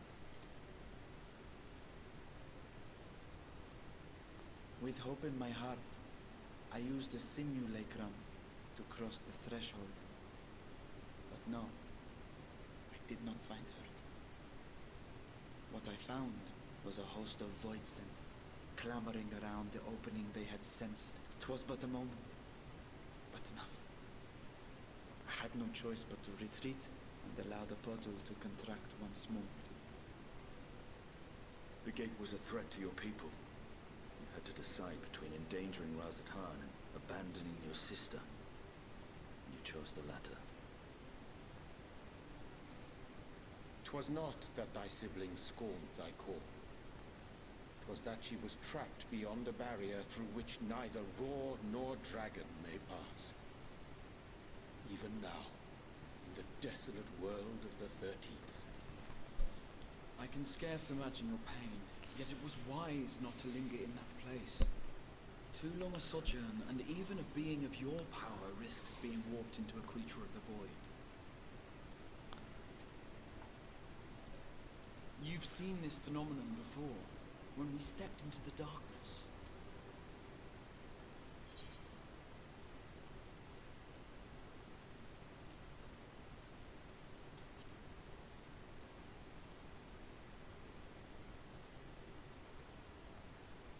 Turned purple? Well, yes. His wounds had allowed the void's corruption to enter his body and twist his ether. Had it been allowed to progress much longer, I presume he would have been fully transformed. Then there is little hope for Ashdaya. Ah, no. I hadn't meant to. I speak only of possibilities. The scales of the first brood are extraordinarily resistant to ethereal fluctuations. They are the protective talisman's core components after all, and even the corruption I described would struggle to overcome. Of course. With the warding scale in one's possession, one could conceivably survive a stay in the 13th without being warped by its energies.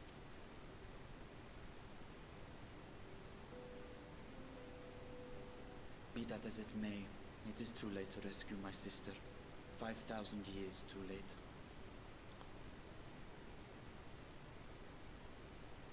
And now countless others look to me for guidance and protection.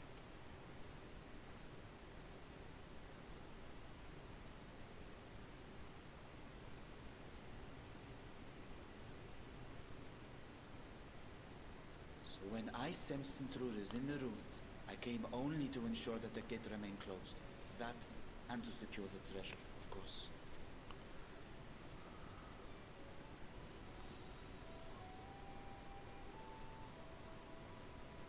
I wish only to forget the rest.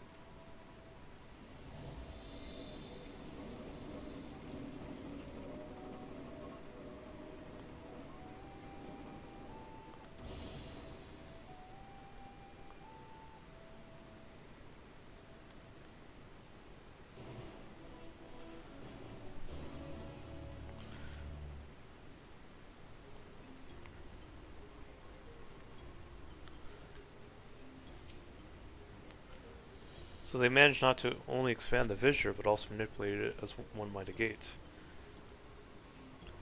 Astonishing. Is there any chance I could learn more of how this feat was accomplished? I'll tell you what I can. First, however, I must return to the High Crucible. Arrange to replace guardians you so handily destroyed. It will not do to leave the gate undefended. Oh, my apologies. Or perhaps a touch zealous in her rushes to cover the vault secrets. Constructs can be repaired, we'd be happy to offer assistance. That will not be necessary, much as I retain spare vessels for myself. We keep duplicate guardians in hand for such eventualities in case we shall return across the pond.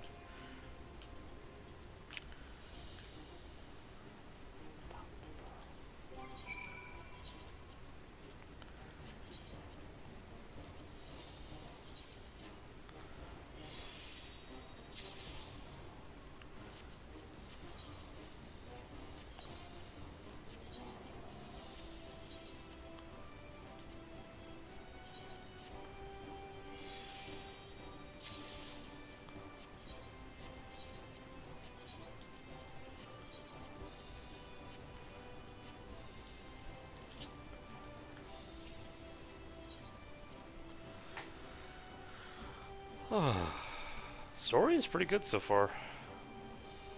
So now we know where Asdaya is. Or at least, you know, some clues.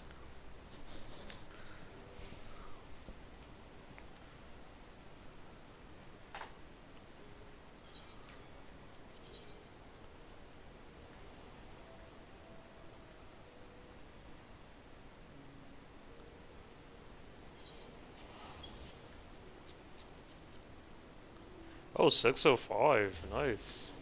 I guess that's the Savage gear item level.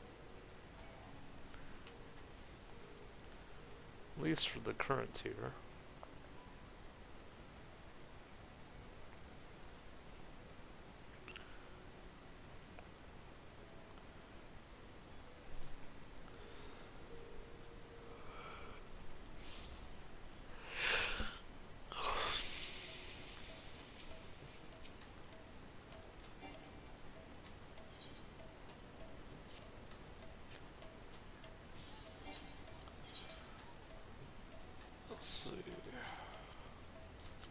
Okay, so I have to lower the quality of that.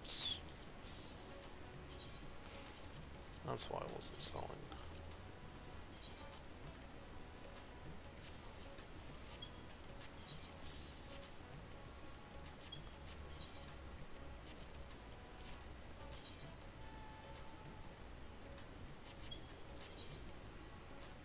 Oh, Gobcraft.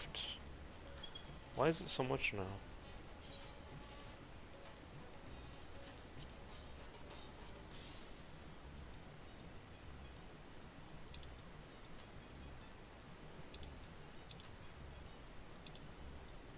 Oh, interesting.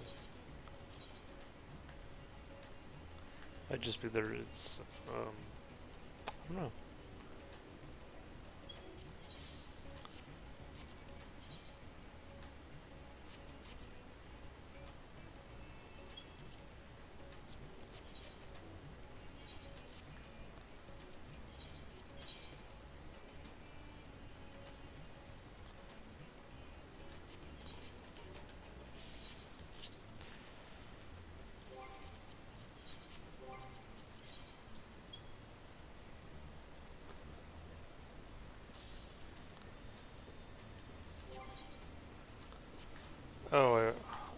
Oh, I'll sell the other mats in a sec here.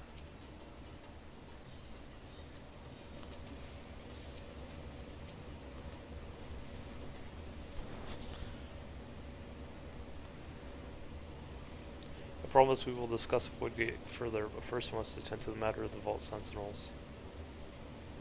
As your instruments have no doubt informed you that Kapikulu has been reduced to so much scrap, please bring a new one out of storage and see that it is conveyed to its post along with a few lesser constructs. Was it tomb robbers, fiends born of the Tower Zod? The sisters, do not tell me blasphemy yet roams free.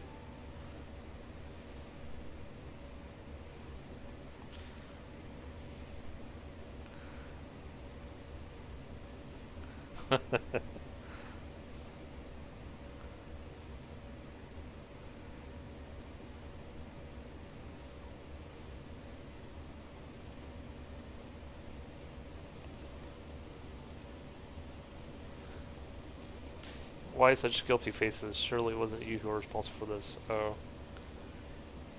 Well, the details aren't important. I shall see it done immediately.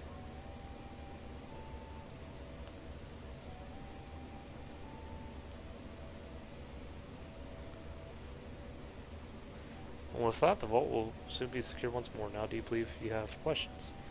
Quite a few, in fact, but I'd like to begin with the gate itself. Is it still functional, yes? Indeed, which is why I saw it sealed without an alchemically forged lock and ward off my magics. Such power must not fall to the wrong hands. True, the primary reason for the vault's construction was to keep the gate hidden from the outside world. So much effort for such a little door. A little door you speak of leads to an abyss teeming with unspeakable horrors. Set it in its current state, you would emit only the lowest of void scent. On that side, no man will be able to pass through. No man, I should think, often enough to fit, given a firm enough push. School size one consideration. The true restriction is in inches the etheric density of the soul in transit. And yet you succeeded in expanding this diminutive portal, sending yourself to Akron to the 13th. Thanks to my brilliant alchemist, I should have destroyed the anomaly when I found it, once I obeyed to devise a means to control it. After much experimentation, they accomplished the impossible, a method which conceived by which my magic could manipulate the vision and transform into a serviceable gate. But the process has long since been forgotten. Once I had given up on searching for Azaya, there was no need to preserve such esoteric and dangerous knowledge. Thus has the gate laid dormant for years uncounted. Our own passage to the 13th was made relatively simple thanks to the Crystal Tower. Ancient mechanism channeled the tower's vast stores of energy to open a void gate, when bound to a covenant made with the cloud of darkness. Once that sovereign entity was beaten back, however, the covenant was broken, the doorway severed from its connection to the void. Theoretically, it should be possible to reconnect the gate by forging a new pact with the void side, but such deals usually end in betrayal and death. In any case, we should attempt to gain an understanding of the bounty gate. Maybe Happy could resume the search for his sister. As I already explained, I put those few tied hopes to rest centuries ago. My place and my duties here now. As I had meant to ask, what prompted you to search the vault in the first place?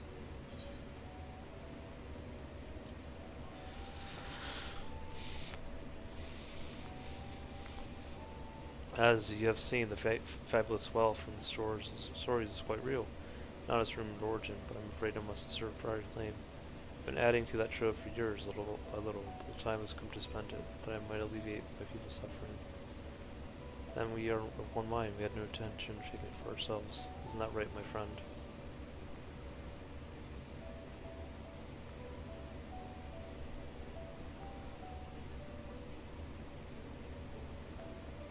Your Excellency, would you object if I were to conduct a closer examination of the gate? I will make no attempt to open it, of course. I owe you and yours a debt that can never be repaid. Whatever boon you ask of me, you shall have it.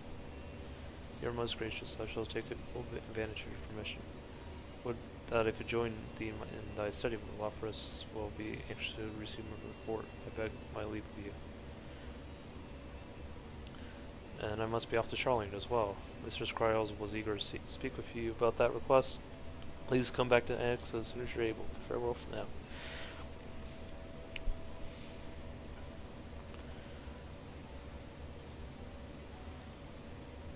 We can discuss my findings once I return. You'll not be rid of me so easily.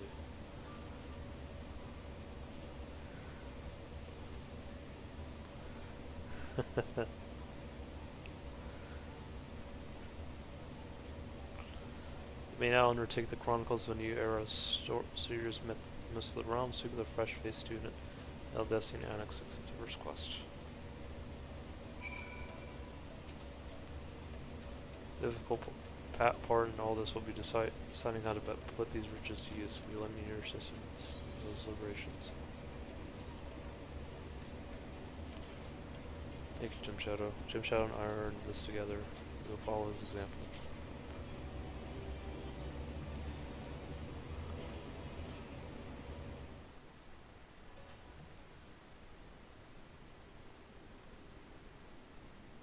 Meanwhile, elsewhere.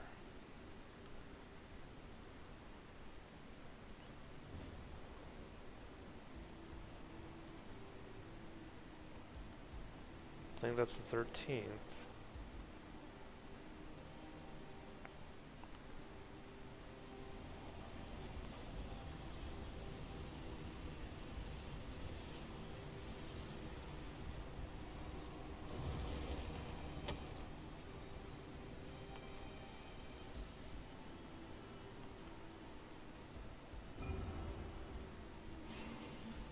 Interesting.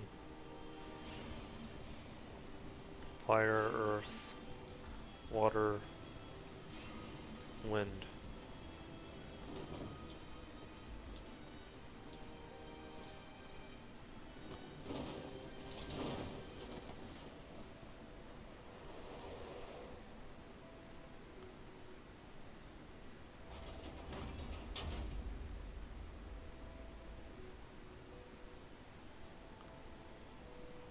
Is that chaos? I sensed the breaching of a gate, but I was not instigated from the side. It was thrown upon open from the other. I too felt a rare occurrence, yes, with such a tiny portal beneath our notice. There are more pressing matters at hand. An opportunity is upon us, the coming of which we have waited for 9 on 10,000 years. We dare not let it slip our grasp.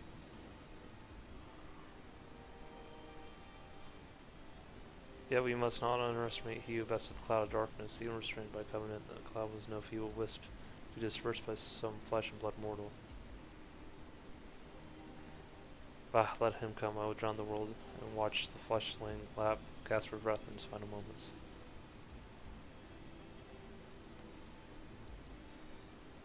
Their zeal is admirable, but forget not our cause. I wonder if this is like a homage to Stranger Paradise, maybe. Think back on our struggles beneath the sunless sky. Remember why we see not our will to fight. Oh wow. It's this time we set the war in motion and win redemption for our star.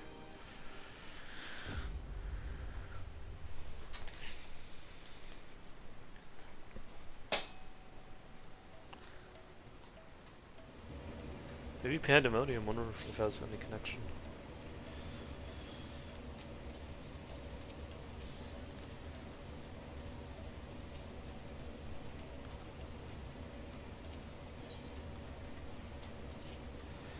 Shall we begin? If we are to spend the treasure wisely, then we first must determine which groups would benefit most from monetary assistance. Some of my citizens may find it intimidating to speak with the satrap directly, so I would ask you to act in my stead. Shimshao, you are to visit Akil and Yamiha. Speak with Mazet and his people to listen to their grievances. Soon I bid you do the same at Palakstan. I will be conducting my own inquiries of the Galac's grounds. Once you believe you have ascertained the needs for our populace, we can reconvene the it's I know I'm butchering a lot of those names, but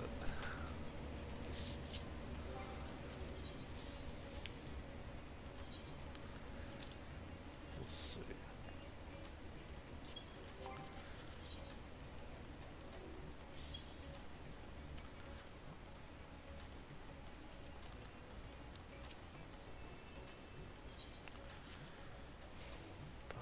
Bum bum bum bum bum bum bum bum.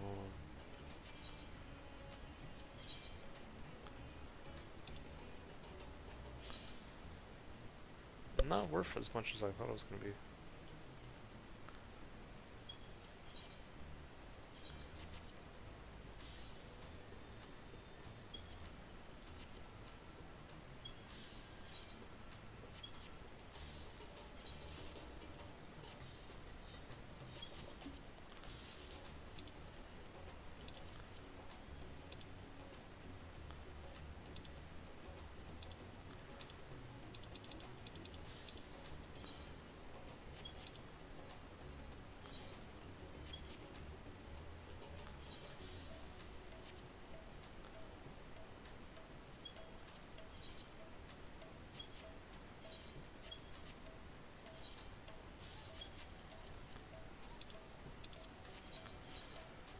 Alright, so let's do this run.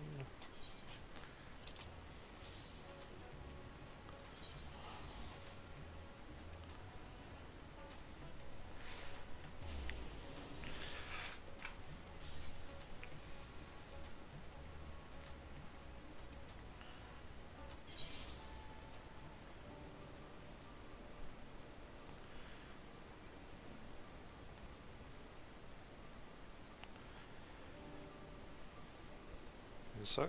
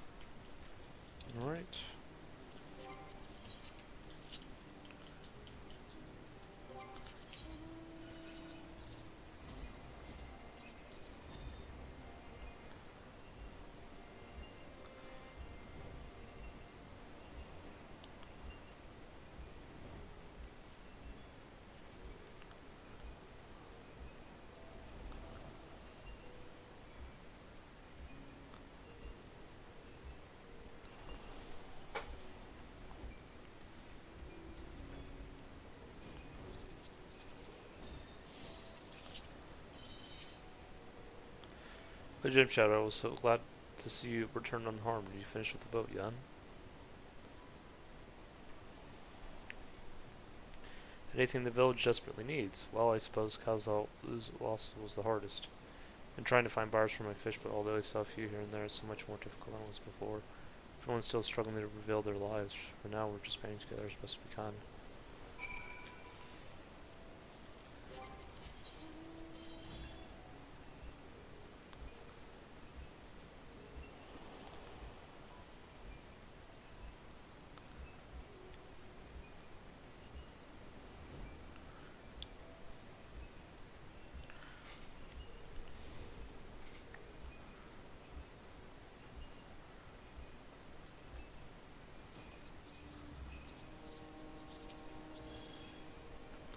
Greetings and welcome, traveler. If this is your first visit to Thavnir, then you must try my special armor lasse. Its rusting zest cannot be beat. What could such a wonder cost, you say? Normally I part with 3 bottles for a generous price of 19,800 gil. But for you, I am willing to go as low as even 10,000. You'll be practically stealing from me.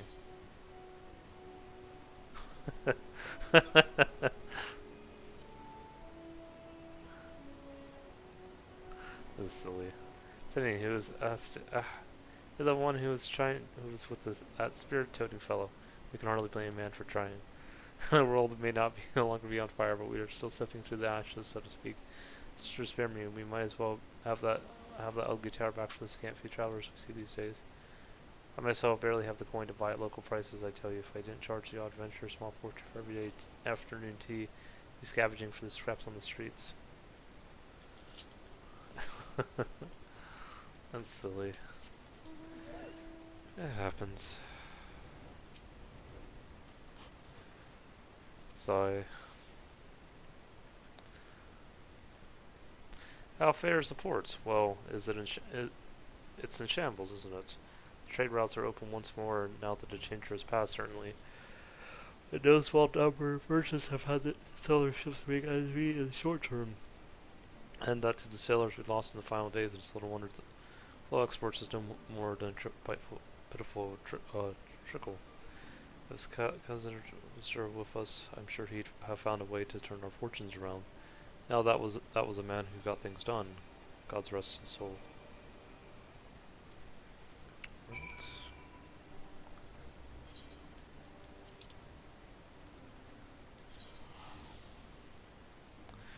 I'm kind of liking some parts of the story so far. Like I do like kind of like the reignition of some of the members of the Scion as well as like potential 13th kind of progression of the story.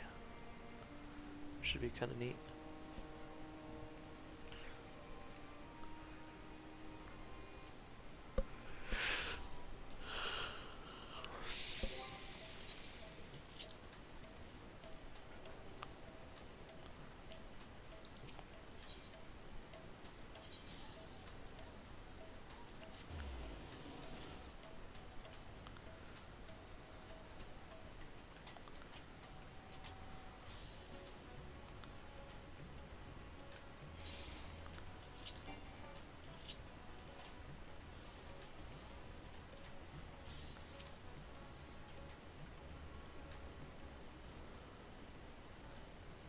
Oh, my advisor's return. I've just made it back myself. Why do you retain this vessel now that your true form's known? You could have flown across the island in a fraction of the time. Be that as it may, the sight of a massive creature descending from the skies can be startling to say the least. There are a few places I can enter comfortably without risk of flattening some carter's stall. Fair enough. As for my inquiries, the people of Palexstan were unanimous in the reply. They're surviving. Resources were stretched to the limit when refugees were pouring in, but they preserved some sisters. Yahmed. Where I understand they always have been an independent community, hunters and foragers and the like, and I was assured that the jungle provides for their needs for the most part. Palexstan has weathered disaster better than most, it seems. I myself heard good news and bad. Quarrymen were cautiously optimistic, having just sold a full wagon of Giant's galley to a foreign trader. but such visitors are few and far between. Compared to our best years, the weight is down leaving Thavnagar has been light indeed. Our nation is small and isolated, its prosperity dependent on a steady stream of exports. We must identify any obstacles to the flow of trade as so we might begin working to remove them. Tell me, what did you learn in Yakao and Yamalt?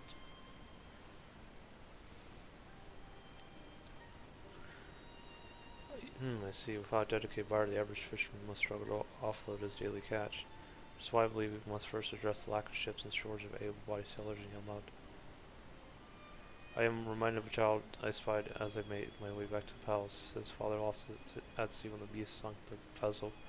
So many variations of the same tragic fate repeat over and over, so many lives lost.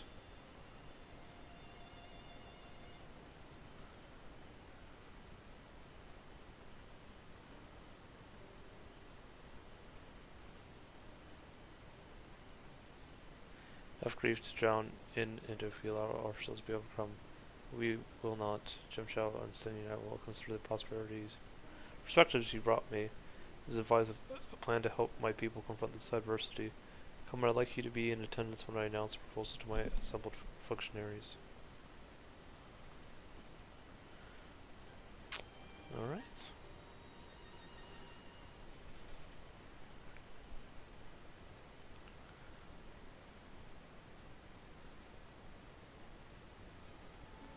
Oh, there's Vitra's dragon form.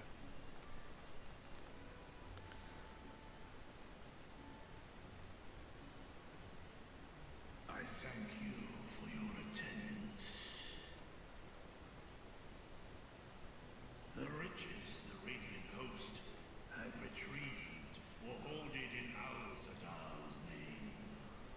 A fortune I set aside for a future day of need. And lo, that day hath come. May it aid our wounded city in reclaiming its vibrancy and vigor. In better times, I would leave such a task to our capable Ahawan. God's rest his soul. Finding myself bereft of his counsel in the here and now, I will assume the responsibilities of mine office directly. Firstly, the treasure shall be sold for more convenient currency. Thence, invested into the trading port of Yedlamar. Our merchants must have their operations restored, their ships rebuilt. Commerce must flow once more. None were spared the tragedy of the final days. Of this I am well aware. But an absence was created by the loss of Karazal's consortium. And by filling it, we provide new means for our fishermen, our artisans, and others to bring their wares to distant markets.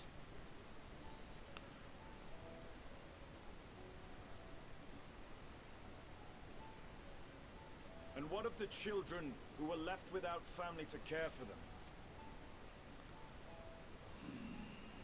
That is a concern which weigheth heavily upon my mind. The simple gift of coin will soon be exhausted, leaving these young souls adrift on the fringes of our society. Nay, a proper solution is needed, one which doth guarantee their welfare for years to come.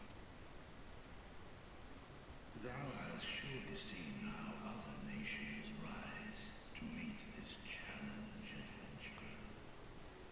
What dost thou deem the wisest course?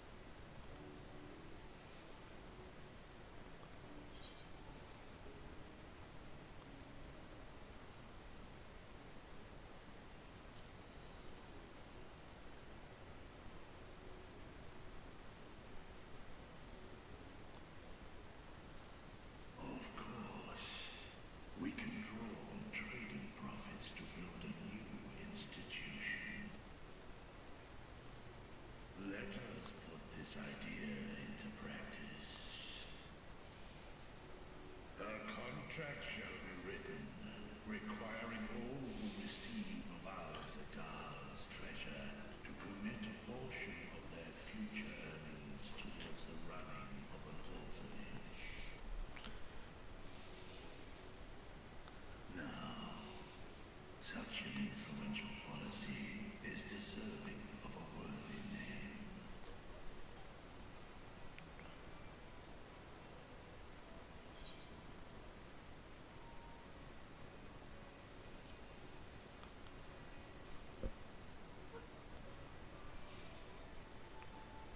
A successful merchant. I believe I see thy reasoning. Kalzal should be remembered, not as the blasphemy which terrorized Daphne, but as a hard-working and generous man who brought much wealth to our shores. Do any among you object to this proposition? Many here lost loved ones to the beasts. In that time of strife, any one of us could have broken. Any one of us may have been taken by despair. When I think of Kalzal, I feel no hatred.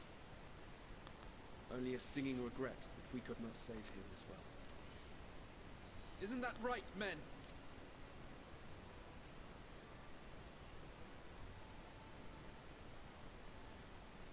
This bodes well for that boy. Narad, was it? Perhaps he can cut ties with that shady peddler. Then let it be done. Henceforth, this initiative shall be known as the Kalzal Foundation. Nabdeen, thou art to assemble a patrol and ensure that no child in this city liveth in squalor.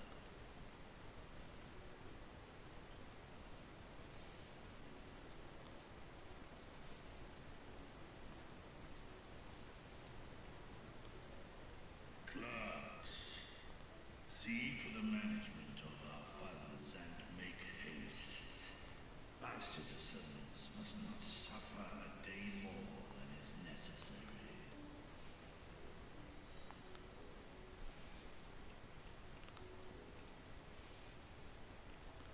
Dragon and man, side by side in pursuit of a brighter morrow. Reminded of Ishgard.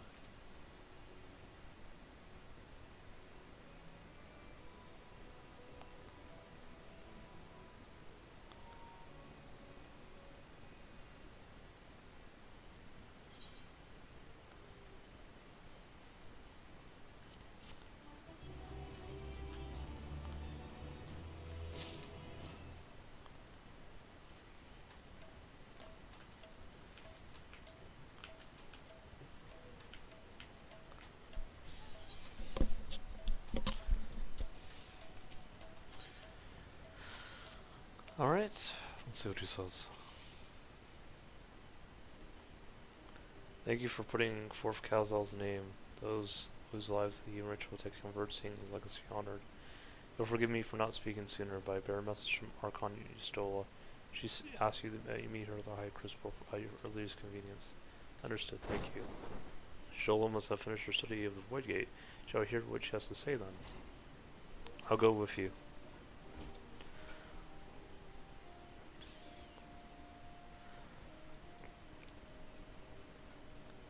I thought that Satrap would be too busy setting up the foundation.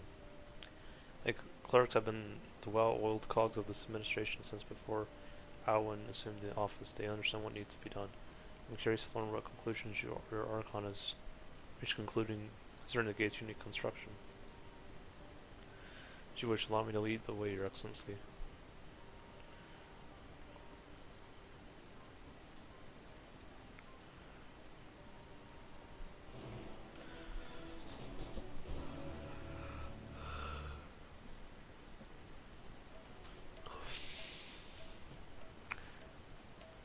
Alright.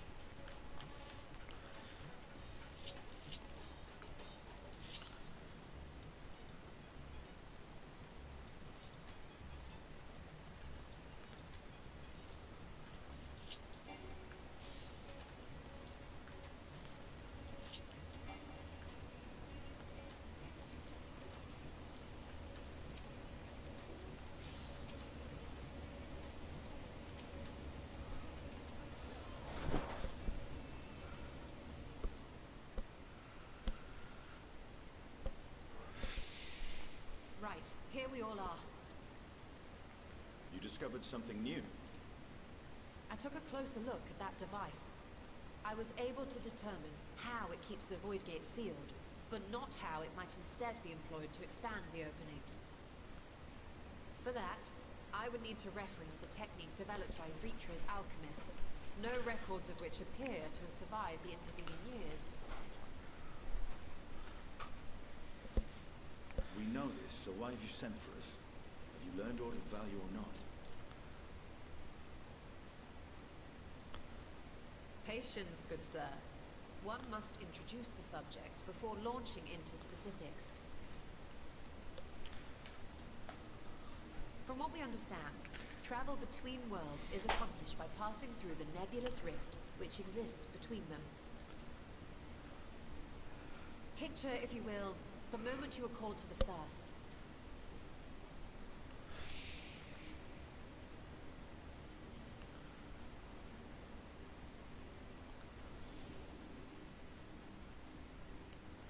You touched a focus of some kind to help the Exarch pinpoint your location.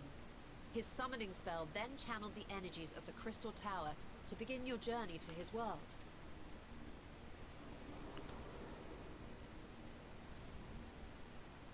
The magics tore a hole in the wall separating source and shard, and cast you into the intervening nothingness. In that place, the laws of nature hold no sway.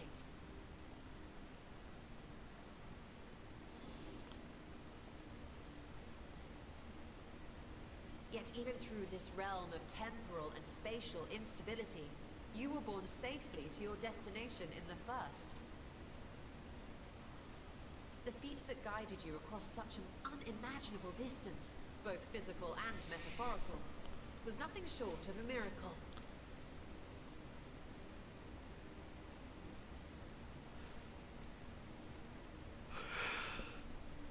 Then what of the many voids found in the source? Who guides them here, and how? An excellent question. Though there are several methods by which the Void's denizens might intrude upon our world, the rituals of summoning are the most typical. For example, let us consider the Gargoyle, a creature of middling power.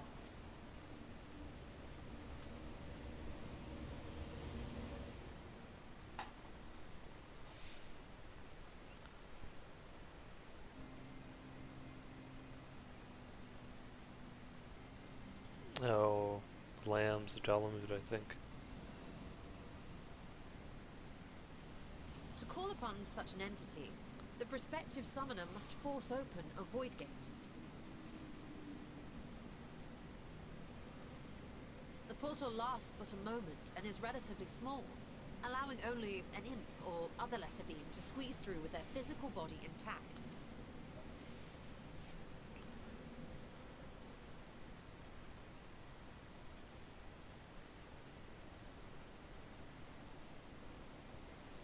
Our more powerful gargoyle, however, is too large for that. Creating a gate big enough for him would require vast amounts of energy, far beyond the reserves of any one mortal practitioner.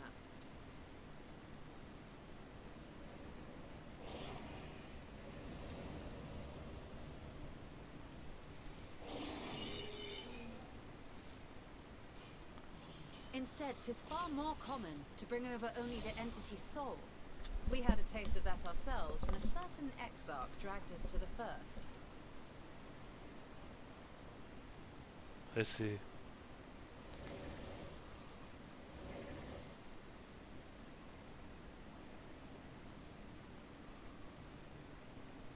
And just as our bodies remained in our world, the Void Sense physical form is left behind in the 13th.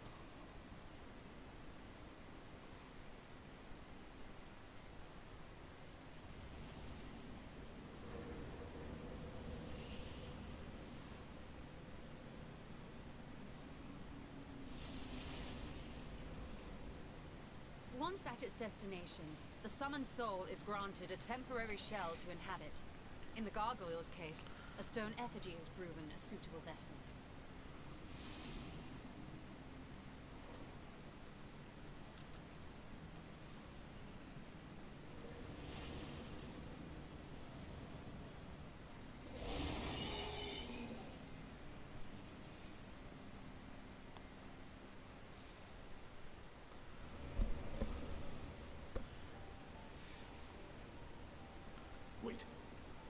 said that Voidsent must be called here deliberately by someone in the source, reeled in, like a fisherman with his catch. Exactly. For a being to navigate the chaos of the rift, with or without form, there must needs be a guiding agent on the other side. When the hordes poured forth from Alak's Great Gate, it was the technologists who drew them through.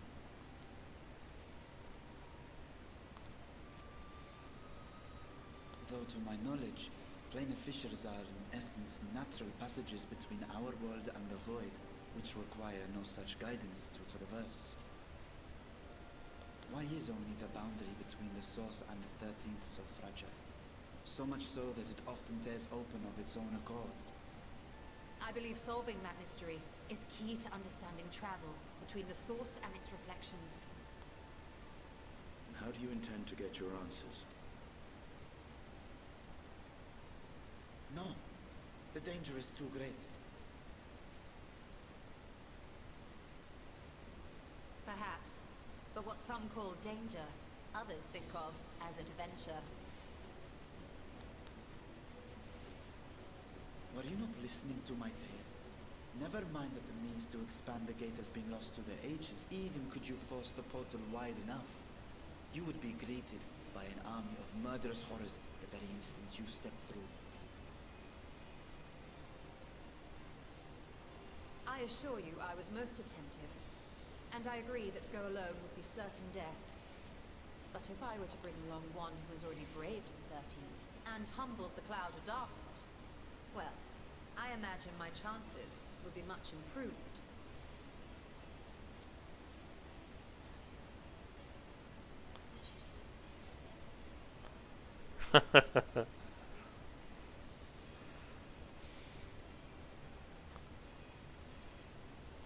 Since when were you one for the quiet life?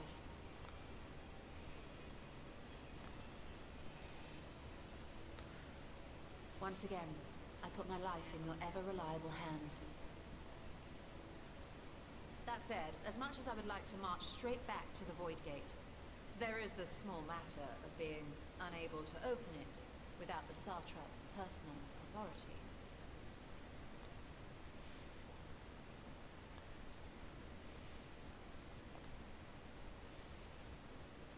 As I've said before, I will grant you and yours any boon you choose to name, provided it does not endanger my people. You have my word that we will take every precaution. Not a single Voidsent will be allowed to threaten Radzatan, assuming we manage to expand the portal in the first place. You have a plan. Actually, I had hoped you might help us with that.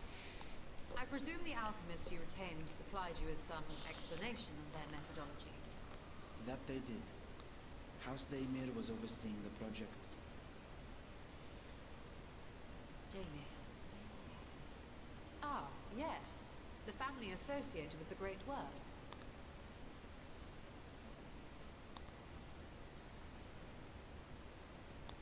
I did not fully comprehend the theory, but their research began with a Voidsent which had slipped through the fissure. After a thorough examination, they created an arcane simulacrum possessed of similar qualities. A man-made Voidsent, if you will. It was apparently indispensable in their efforts to enlarge the gate. A man-made Voidsent?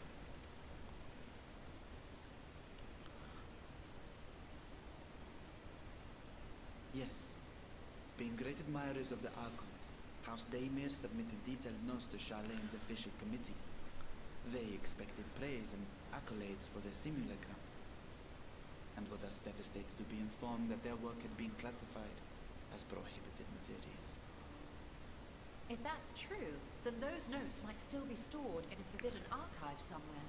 Not Google, of course, since that library had yet to be built. Which leaves us with...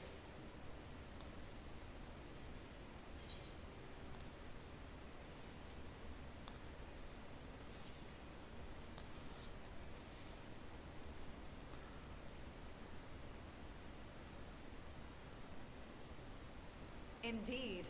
Numenon's restricted stacks may very well hold a copy.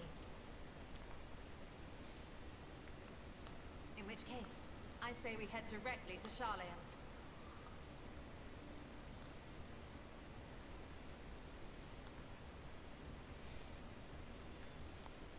Unless you anticipate needing help to reach the high shelves. I see myself being of little use. Go on ahead. I still need to find Mirado and tell him about the Khalzal Foundation.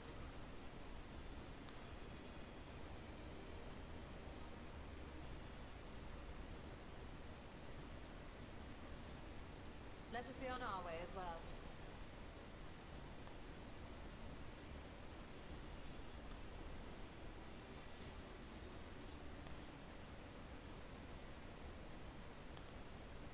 They are resolved to venture into the void. Do I sit idly by?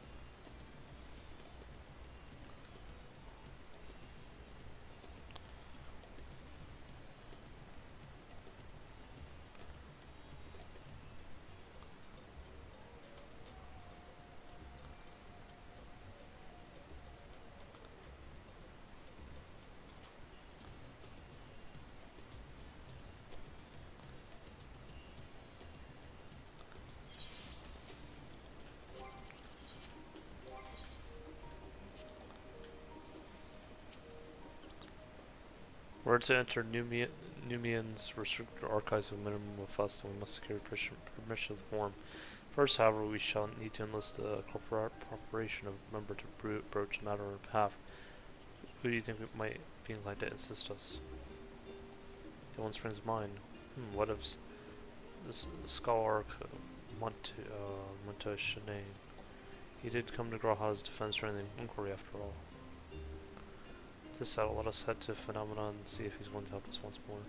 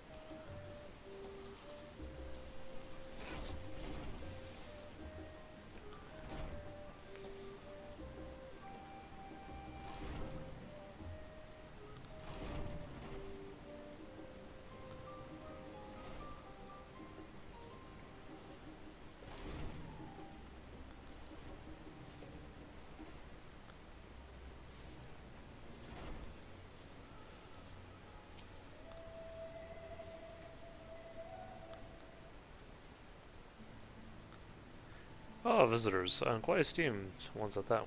What may I do for you? Pray forgive the intrusion, scholar, but we were hoping you might secure permission to enter Numian's restricted archives. Oh, no furtive forays into the stacks this time, eh? I applaud this newfound sense of propriety, yet in all this wide world of comparative sincerity, so compelled you to disturb the vaults of forbidden wisdom.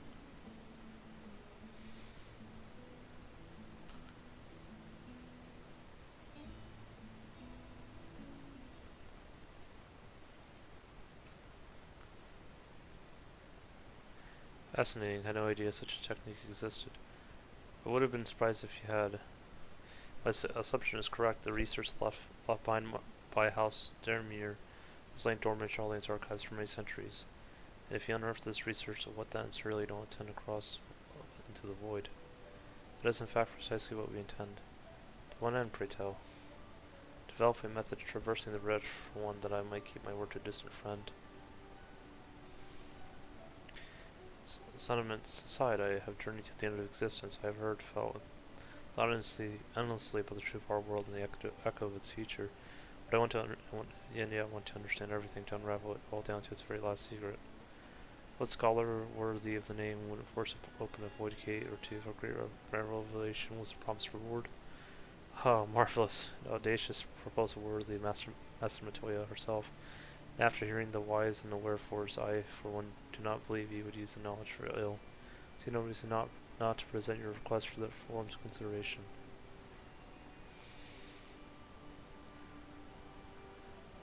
Although your petition would be better received if you also had the support of another well-placed acquaintance. Why, Master Fuchinol, of course, he can hardly ignore an earnest request from his dear children's most treasured comrades. I was hesitant to approach him directly, but there's no denying that having Master Fuchinol on our side would tip the balance in our favor. Very well, we will pay a visit to levy our state and plead our case. Oh, one last thing before you go. We consider it a personal favor if you might share with me the discoveries you make in the void. My appetite for knowledge is every bit as insatiable as yours, I'd wager, so if you could see your way of indulging an old man's curiosity. Of course, Scholark, we will be sure to pass any revelations.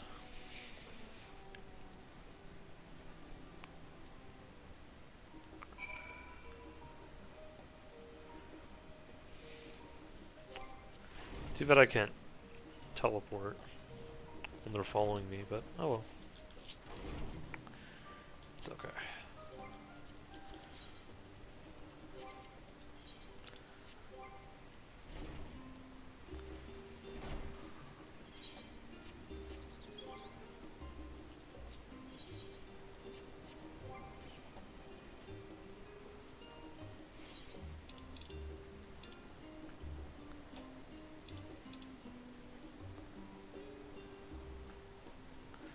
Let's see if maybe eventually I can get my crafters up.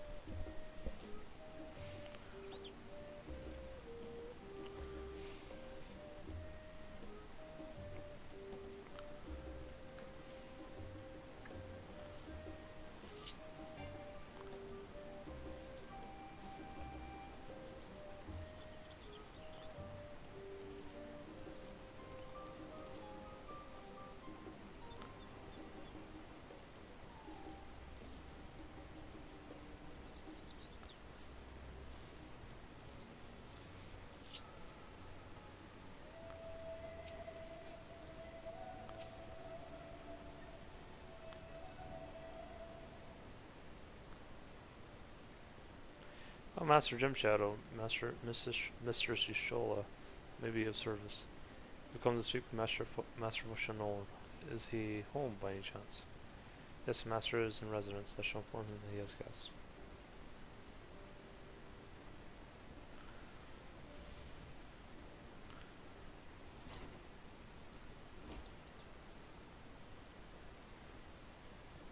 Well. Millions would invite you inside for tea, but I assume it's not a social visit. You have some matter of import to discuss.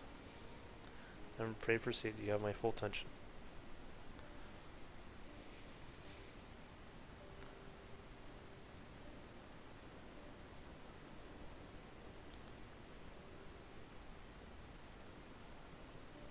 Well, I suppose I should praise you for following the proper protocols this time around.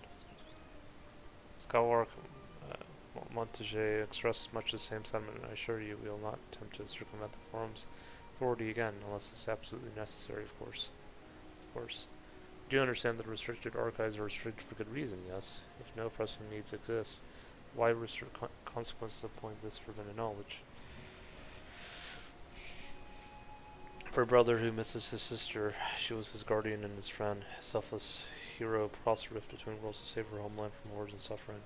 But the brother has given up on thoughts of reunion. He spends his efforts elsewhere, watching over people yet healing from the flames of the final days, loyal to his duty while betraying the longing in his heart. It is no vital mission, perhaps, for reuniting these siblings, but it feels a worthy cause to pursue all the same.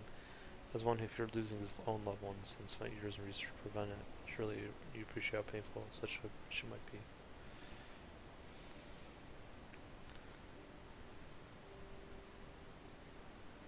Elections are still very much a mystery to us. Offering to share your experiences and hers should constitute a fair exchange for cooperation. Do not celebrate just yet. The forum must still be convened. I will add your request to the list of today's deliberations and deliver the decision to you at the Baldesion Annex.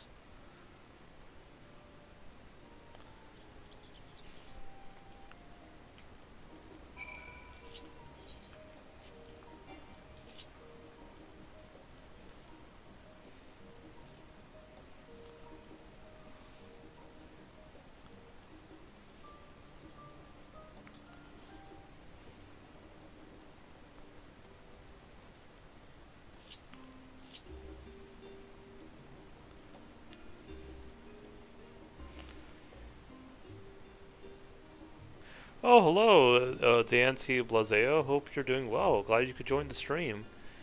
Square Enix redeeming themselves with Final Fantasy 16. I mean, honestly, I think they've done pretty well so far. The last couple of years, I played Final Fantasy 14. I'm not so sure about Final Fantasy 15. I haven't played it, but I know some people enjoyed it. But I know Final Fantasy 16 is being led by Yoshi P, the director of Final Fantasy 14, I believe, and or at least he's one of the head members, you know, helping out with the game. So I think it will do relatively well.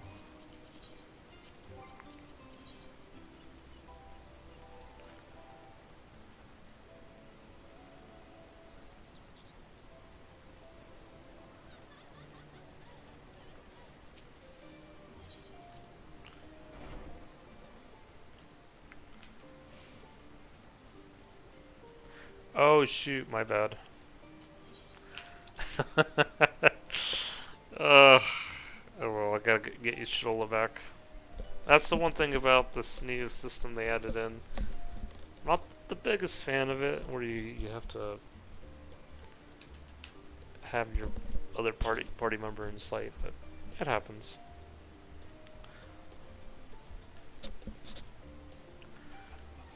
Let me see if I can get her back.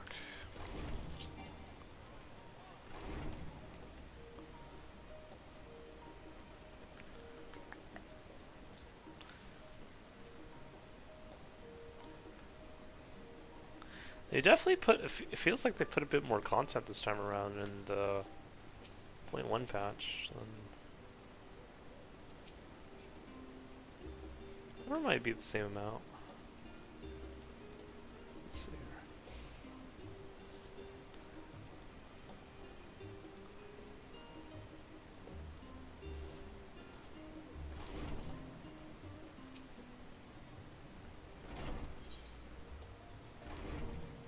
So what am I supposed to exactly do? Accompany your stroll to the Baldesion Annex and speak with her. Oh, is it here? Oh, okay. I don't think Final Fantasy 15 was terrible. I think fans were just disappointed that it wasn't Final Fantasy versus 13. Oh. Yeah, I didn't know much about the development of that game, and I haven't really played 13 myself, but seems interesting enough. So what did the forum decide? To put it bluntly, Master Matoya has burned some bridges here in Charlie and insulted the earth for good measure. When it became clear that our student was the petitioner in question, well, no few members voiced their discontent. Then the chamber was reminded in no uncertain terms, I might add, of the incredible debt we owe to you and your companions.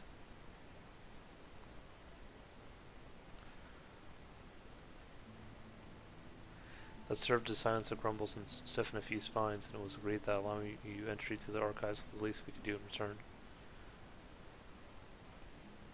That is wonderful news. Thank you for you both for speaking on our behalf. Yes, well, as I am sure you are aware, this permission was not extended lightly, but acknowledges to be treated with the utmost caution, and there will be repercussions if it's not. I wish you well in your endeavor, and bid you good day.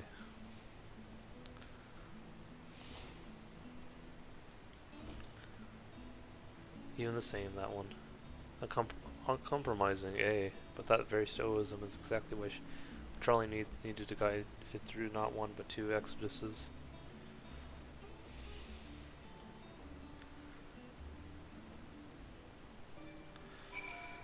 Alright. Let's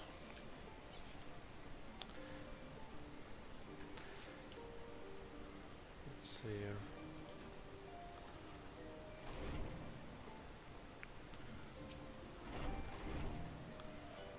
Yeah, there's just a lot of people here. That went rather well, I think. As a child, I dreamed up any number of schemes for getting my hands on those forbidden tombs. Now I can simply walk in through the door.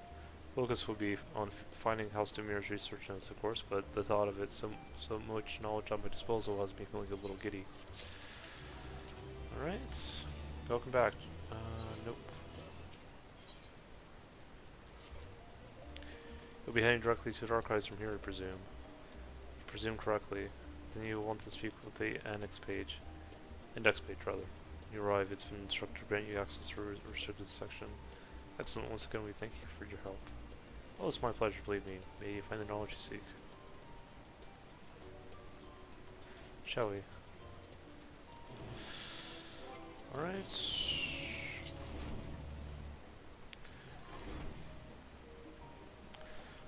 Have you played 14 before, DNC of Blazel? Or have you thought about playing it?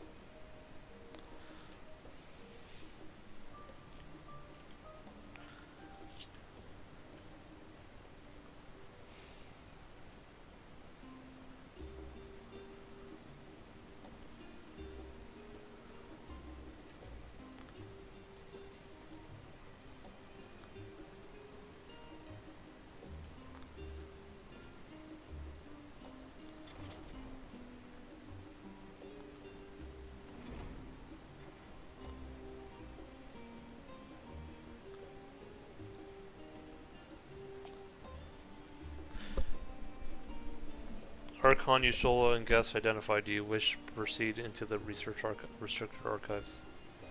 Follow me, if you would watch your step, and please note that the use of naked flames is discouraged.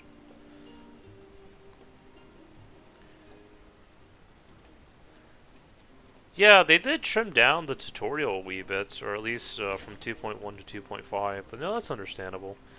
Again, you don't have to do it all at once. I mean, it took me 2 months to get from the original Realm Reborn to the end of Heaven's Ward. Or at least 3.0, but that was when I first played the game like years ago. Probably wouldn't take as long now. If House Demir's notes are to be found anywhere, it will be here. Let us begin.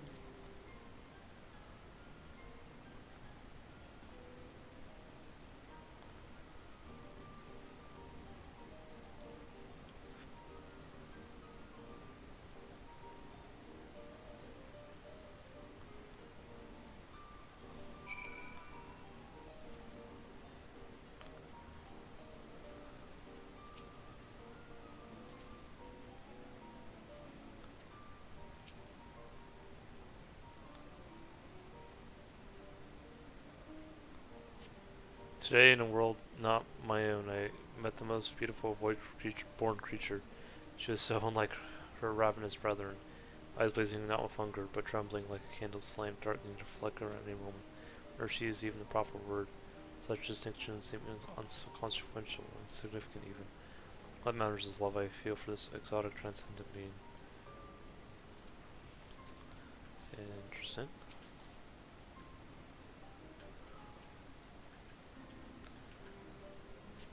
The year 1564 in the 6th astral era, the Mauja summoned Ifrit, their patron god. Accounts describe the being as a gigantic lizard being-like being with potent command of fire aspect magic. To be considered that primal summoning is an act fueled by faith and prayer is unsurprising, if not expected, that the resulting deiform entity should manifest the appearances and powers with whom it was attributed by its worshippers. What then might emerge from the ether should one believe in an almighty omniscient attempt the same ritual? The scholar himself graced us with his presence, some other embodiment of divine sagacity. Rather. Could this man-made God truly be all-knowing? If it were, whence could such knowledge? I myself have many questions concerning the nature of the ancient world, with no spells to transport me back to the days of old, but I instead summon a being possessive of encyclopedic wisdom of every age. If no means to verify its pronouncements, how could one be certain were they true? Interesting.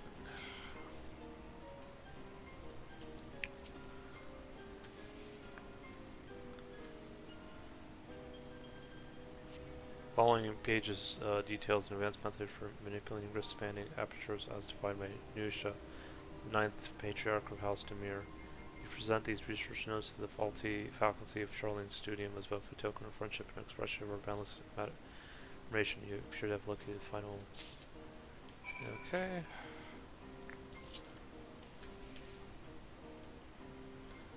Are there any other books here to read? Nope.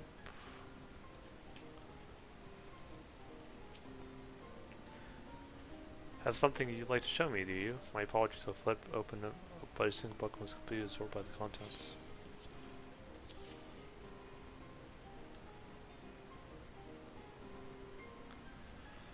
Well done, Jim Shadow. I think you may have found our prize.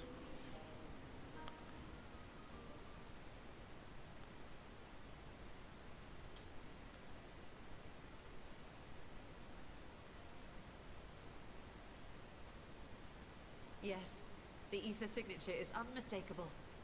I've felt the traces of House Demir's resonance many times at the Great Work.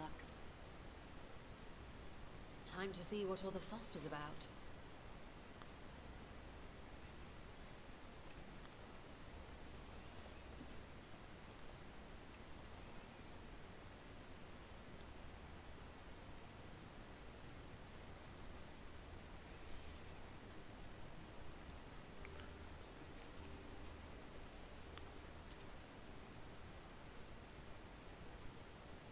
Among the ranks of the Void Sent, there exist entities with the power to call forth their brethren from beyond.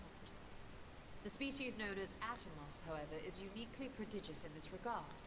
From its distended maw, it can expel an endless procession of void-born creatures, a talent which sorely tested the Radiant Host in its battles against these abominations.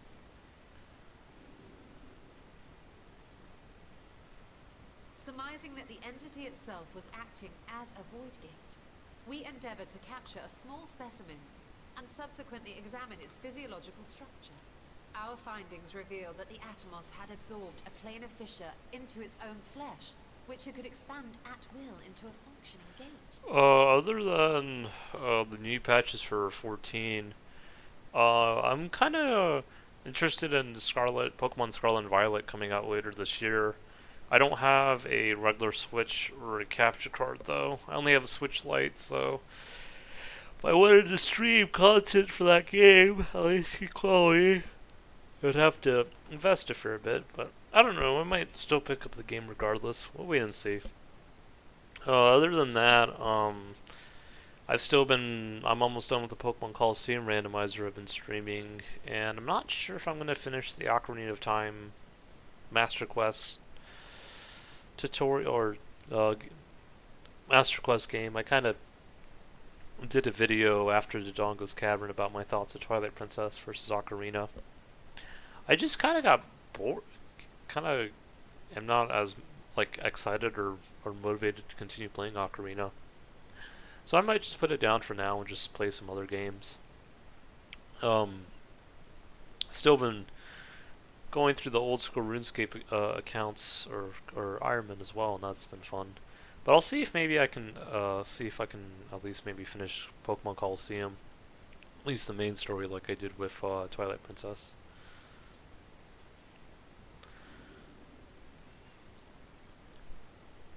Upon further analysis, we identified an ethereal wave pattern emitted during this process. A pattern we were able to emulate by passing crystal-stored ether through a specially designed prism. We proceeded to embed said prism into an arcane simulacrum, thus completing what we have dubbed our artificial atoms.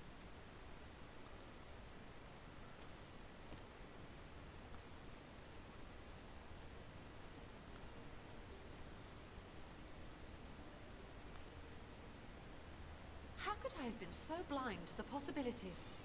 This species, not to mention its ability to summon void scent, has been discussed among academics for years now. Just before the advent of the 7th Umbral Calamity, we received reports of Atomos sightings from every corner of Eorzea. Surely you've at least heard the tales.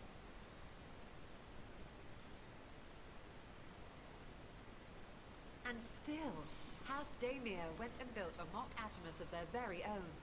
I'm not surprised the Archons consigned their work to a restricted archive. Yeah, Breath of the Wild 2 seems interesting. I've seen gameplay of the first one, and I wasn't too gung-ho about it.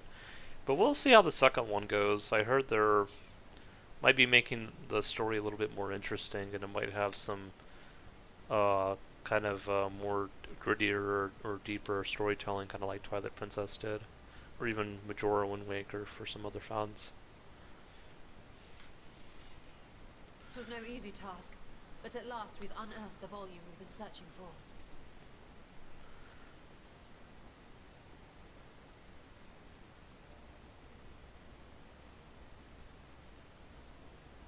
I'd be lying if I said I wasn't tempted to stay longer. See what other forbidden titles might be lurking on these shelves? Ah, but that would be abusing the very special privilege we've been granted now, wouldn't it? Better not.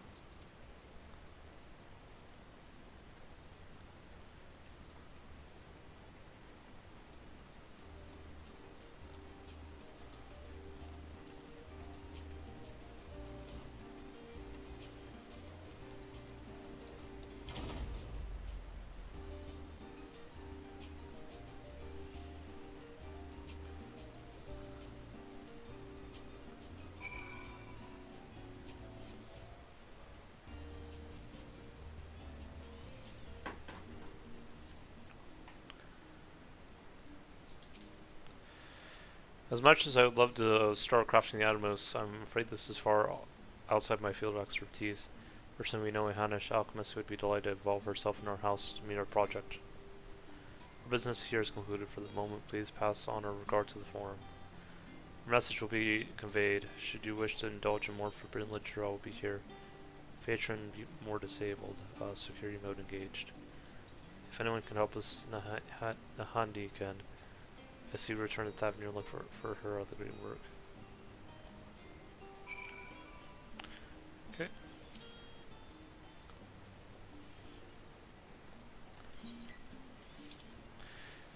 Yeah, let's see. I don't think there's too much more to the main story. I was thinking about getting something to eat here in a bit.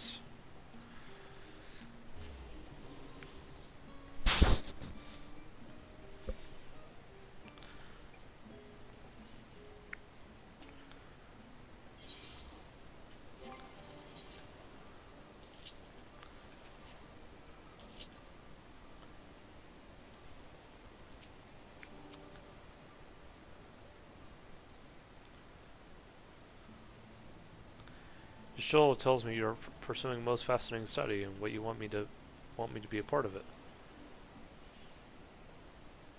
I have no doubt you'll be interested. The research log should speak for itself. Hold on now. The sisters, it's a mark of House Demir. I never even knew such a work existed. You should. It was sequestered in Numian's restricted archives after all. was, but that means every word within is forbidden knowledge. Forbidden tomb filled with forbidden research, and you put it right into my unsuspecting hand. I can hardly wait to read it.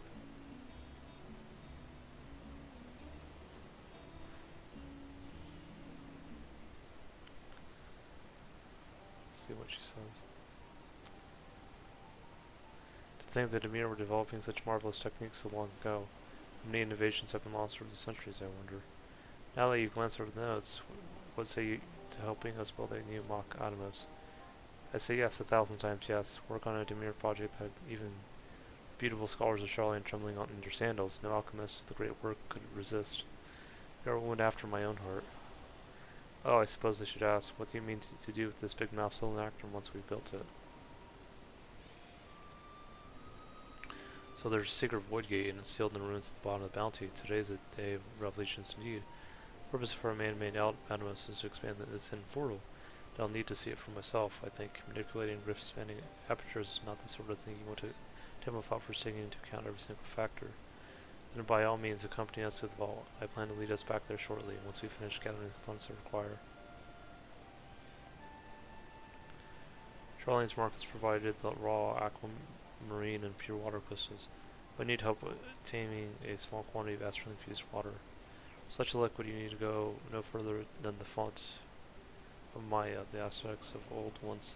Here the place for their meditations of water which pools there now is known to live in the flow of ether.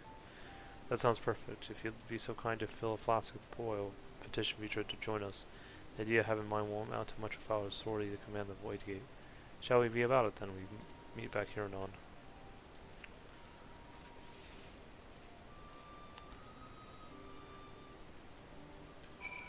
Alright.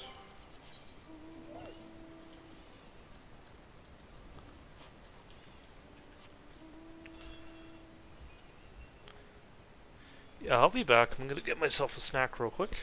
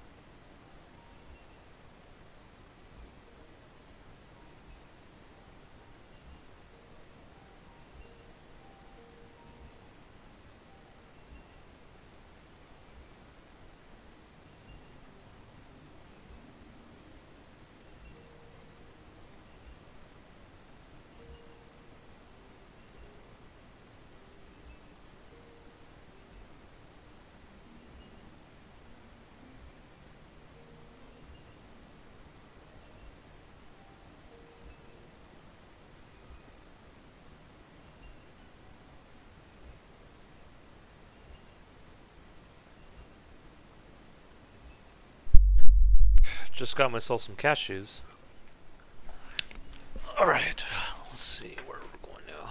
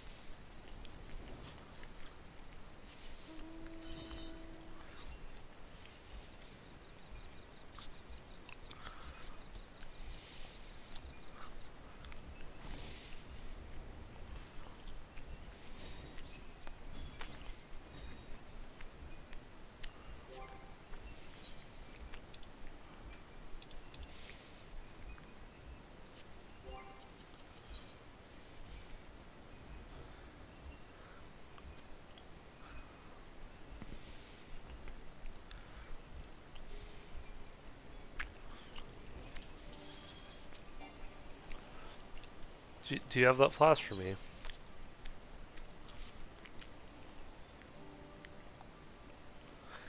Yeah, Sisters of Fights. Thank you, Jump Shadow. Illuminator.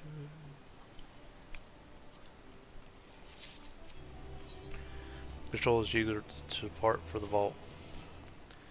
Look who I came across. This Indian seems in need of diversion, and we in turn may have need of his lance. Right then, now that our little party's assembled, let us make our way to the ruins. We have need of Matsu's boat again. At this time, once Yustola informed me of our destination, arranged for a vessel to be made ready at Akasha. Directionlessly as ever the Richso, shall we?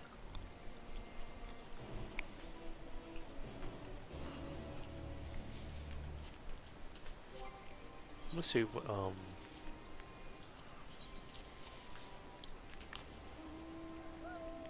Yeah, sorry, would be good here. Or Sayori.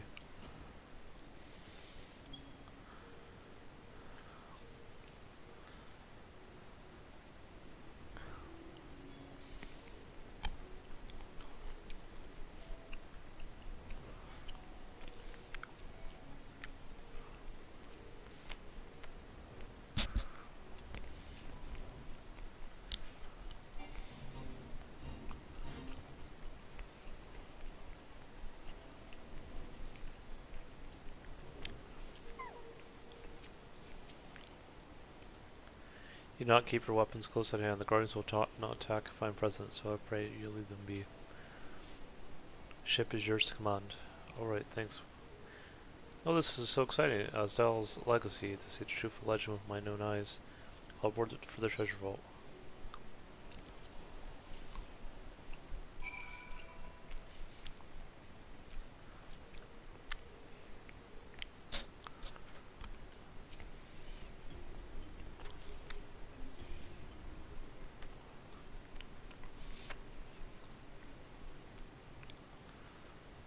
The ruins alone were impressive enough, but I never dreamed such a treasure lay hidden in the depths of the bounty.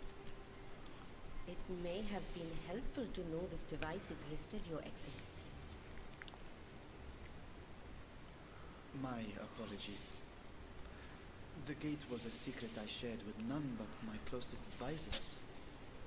I feared for what might happen should those with ill intentions learn of its existence.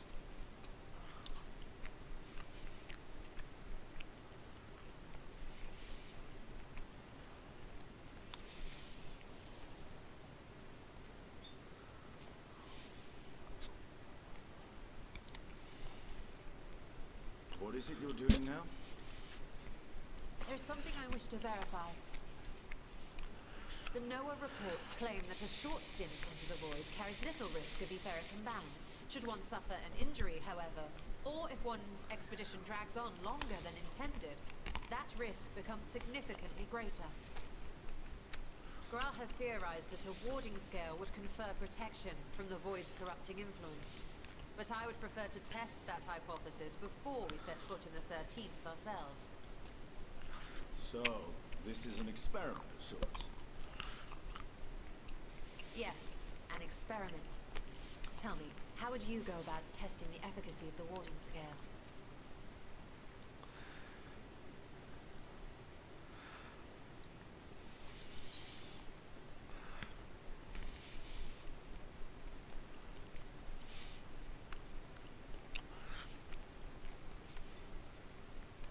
Very good. I see you've been paying attention. As Vritra sent his simulacrum, so too shall we rely on a familiar to bear the brunt of any unpleasant consequences.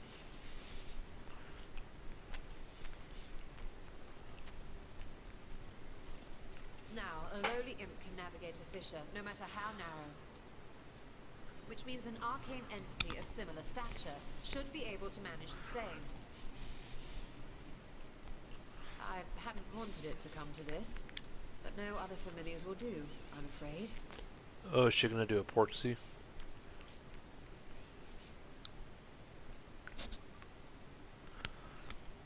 I mislike the sound of that. What manner of fiend does she mean to summon? From ocean rise and cloudbank form, From mountain spring and rainfall storm, from river flow and life be born.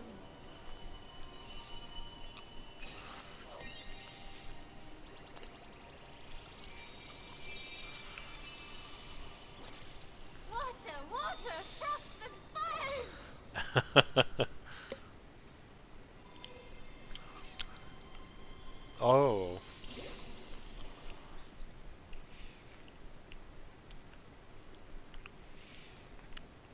Ready your arms.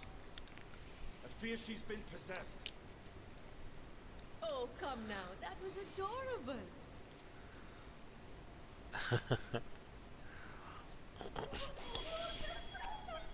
Oh, these guys. They're from Master Batoya's place, dungeon.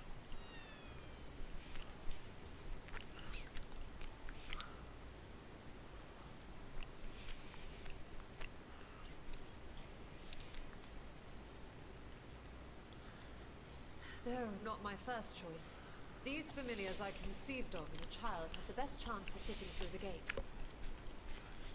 I only wish my younger self had considered a more dignified ending to the creation ritual. In any case, these two should serve as well. This one will bear a warding scale.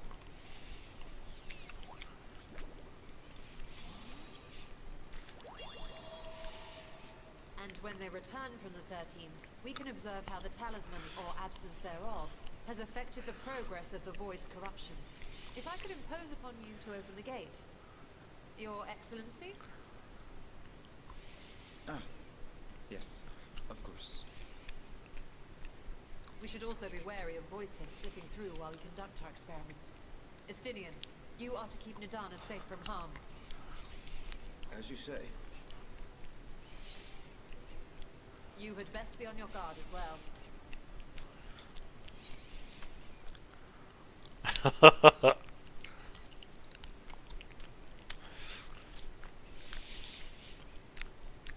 Oh, are you volunteering to join the Nixies?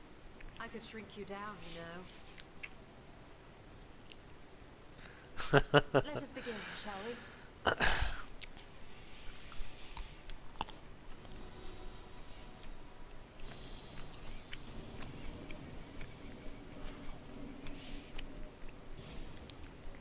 Nixies, into the void.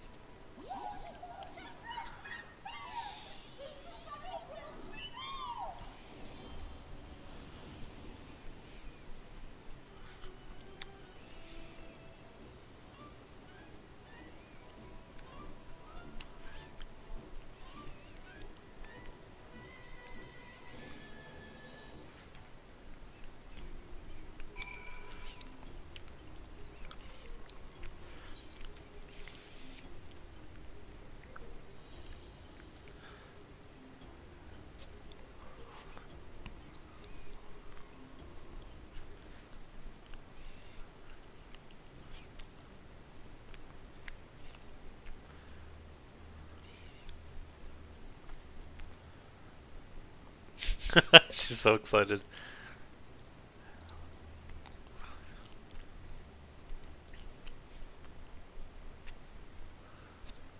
I think we've waited long enough. Nixies, return to my side.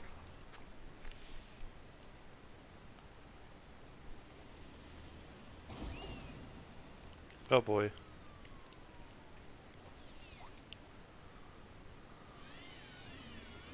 Oh, that poor other Nixie.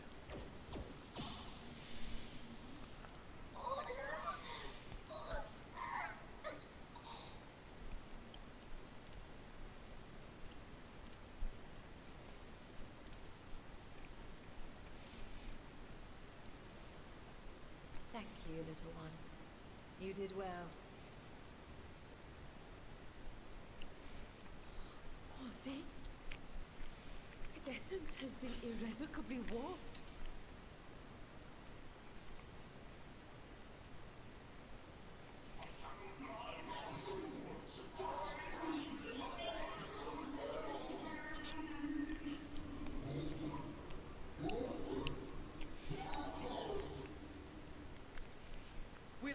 time. I must reseal the void gate. Oh boy.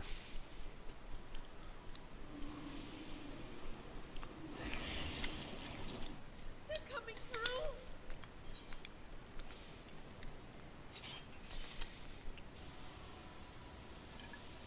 In the name of Al-Shaddai III, I bar this door unto the void.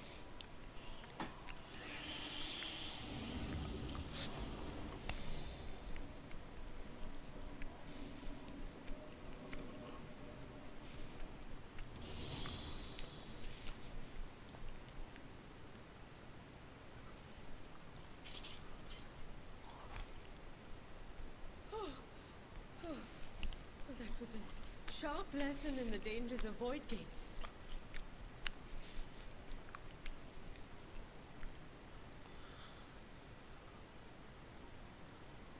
And what of our experiment?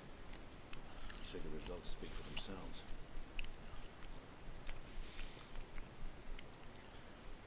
The unprotected Nixie has suffered extensive etheric corruption. As Nidana observed, it's well on its way to becoming a void scent. The one merged with the talisman, however, appears unaffected. I sense no changes to its equilibrium. Rest now, little ones.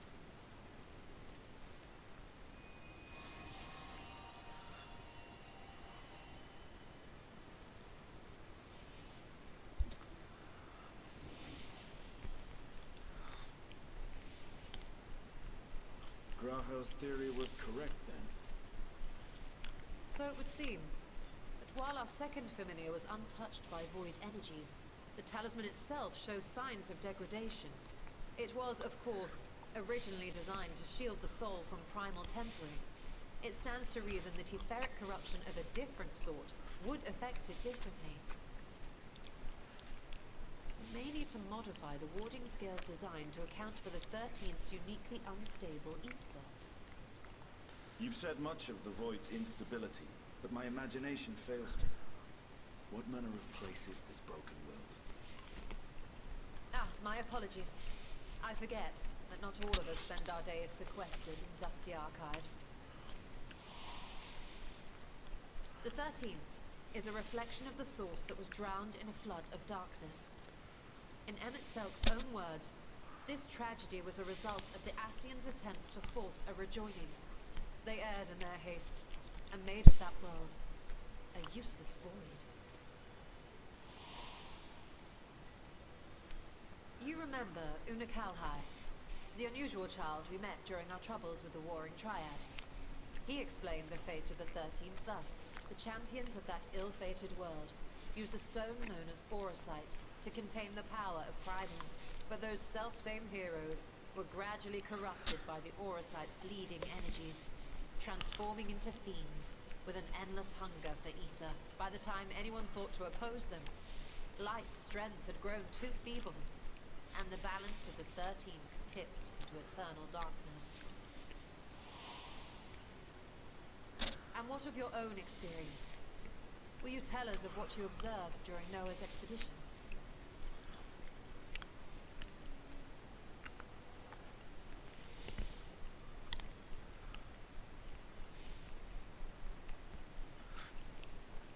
I can picture it now. The sunless, Stygian expanse, infested with legions of ether-starved monstrosities. A void in every sense of the word. What you have described in such lurid detail is exactly why I hesitate to encourage you.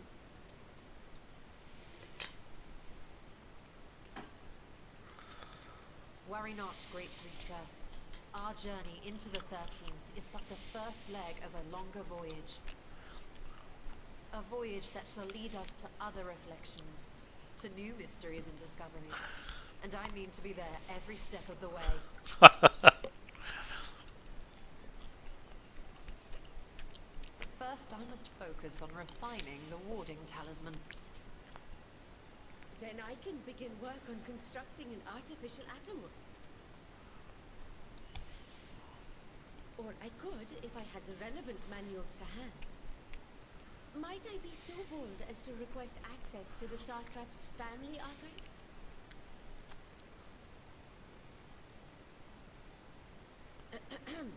Your Excellency?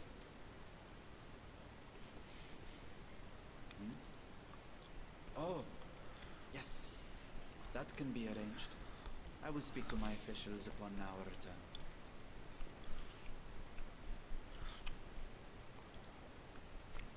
We will see you back in the city then.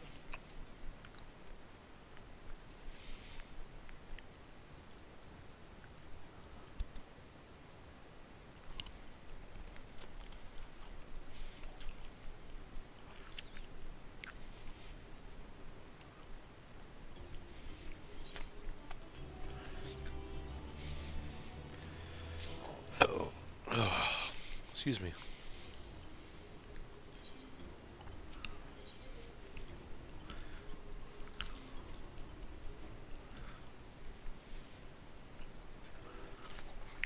Once Nahades succeeds in replicating the Mach Animos, the door into the 13th will be ours to open. We'll be crossing the threshold alongside us, and what really is more my endeavor than yours. To be honest, I have no interest in visiting the Void myself. I will discuss this later. There's something I must do first.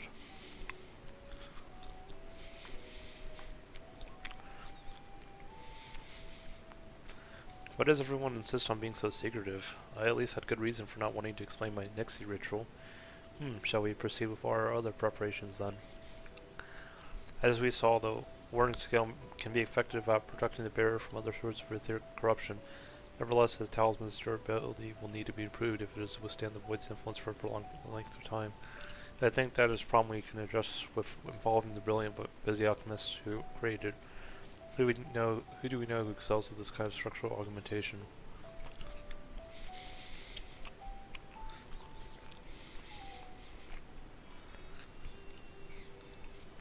Perhaps they once did, but availing ourselves of elegance and insight tends to be an involved process in and of itself. Yeah, I believe a more straightforward approach is in order, consulting with the engineers of Garland Ironworks.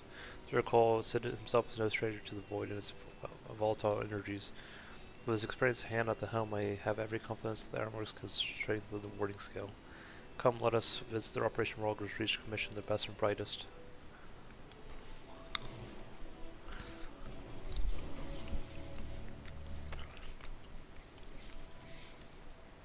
Yes, Rogers Reach is one of my favorite hub worlds in 14.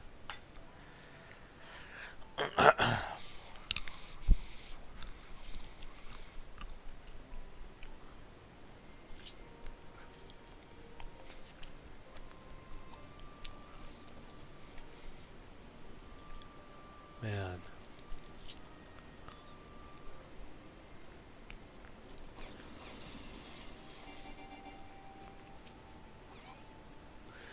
Gem Shadow, what brings you to the Ironworks? We have a commission for you and your president, actually, assuming he's available. Master said certainly. I'll see if he has a moment for free.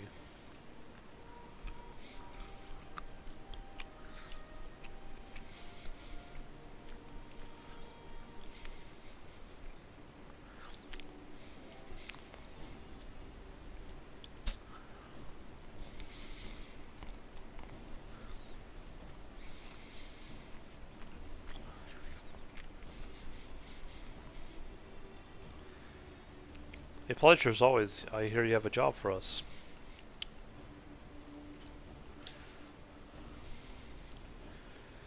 Heading to the Void to find a lost dragon, that sounds almost pedestrian compared to your last adventure. Honestly, I don't know if you could say anything that would surprise me after meeting on that bloody mess. Alright, let's take a look at this talisman of yours. You said there were signs of degradation. Degradation, It seems some manner of corrosion is set in around scratch on its surface.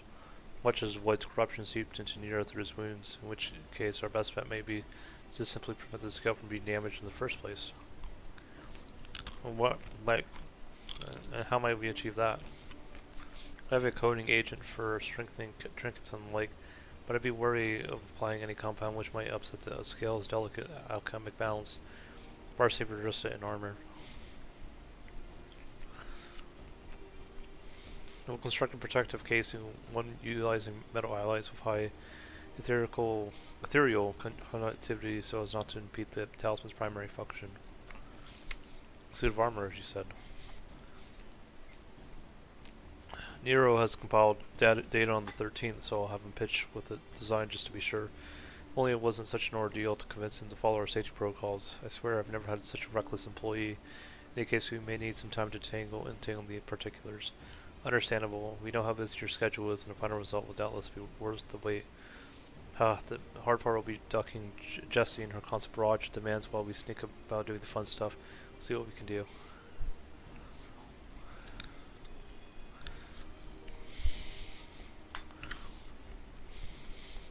I think we can leave the rest in Sid's capable hands. Let's return to the great work and see how Dina is going on with the Macadamos.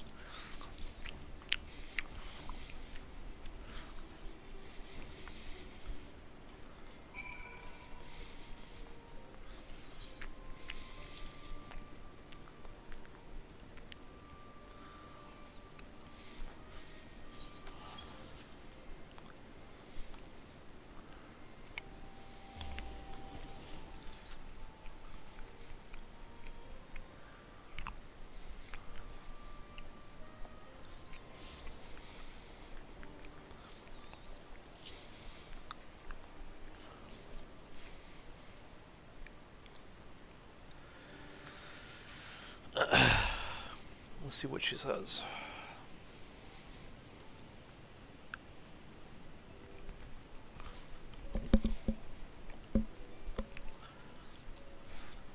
Ah, hey Stola. The adjustments are going well, I hope.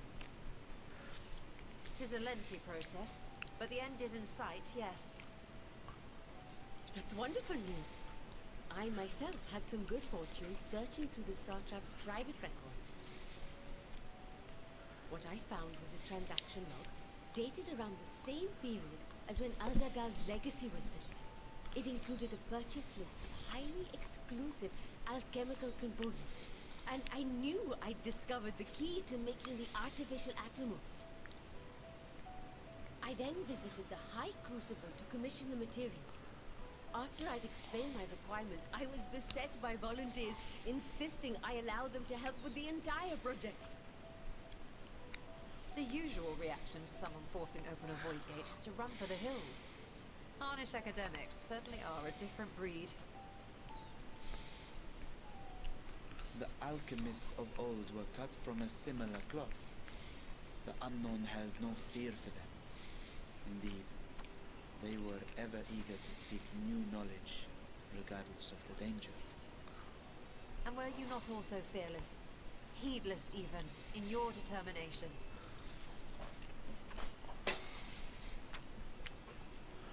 My sire entered his dormancy before I was hatched. And so it was Ashdaya who kept my eggs safe and warm.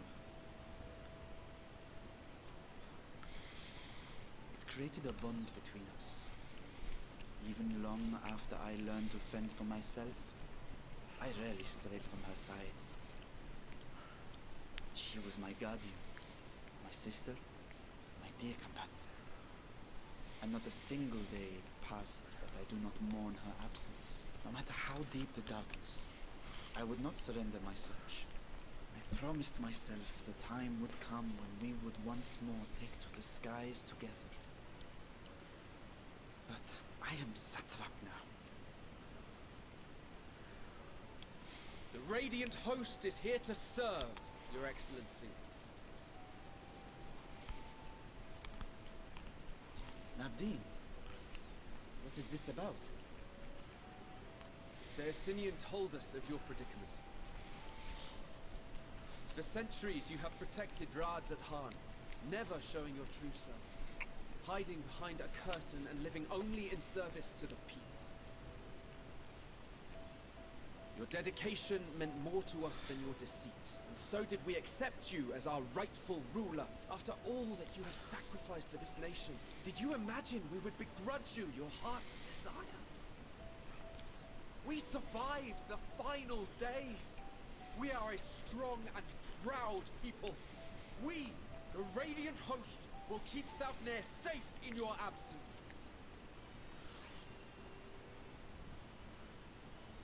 I am grateful for your loyalty and for your encouragement. And yet, Now you listen to me, Varshan.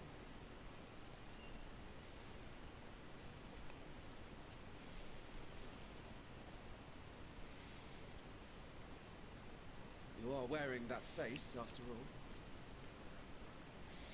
As I have told you before, you are a little brother to us all.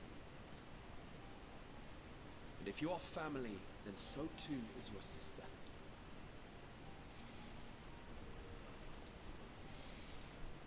We are there for you if you need us. But do not ask us to sit by and watch while you abandon a sibling you have ached to rescue for millennia.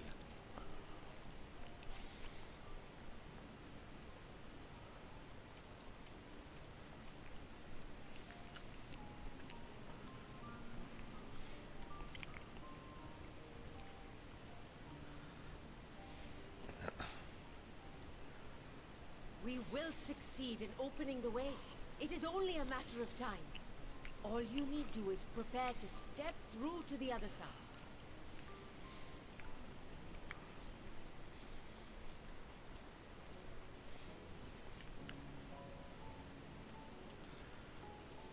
Your Excellency, I wanted to thank you for building the orphanage. It means so much that my sister and I will have a place to be together, safe and happy. And I hope that you and your sister can be together again too.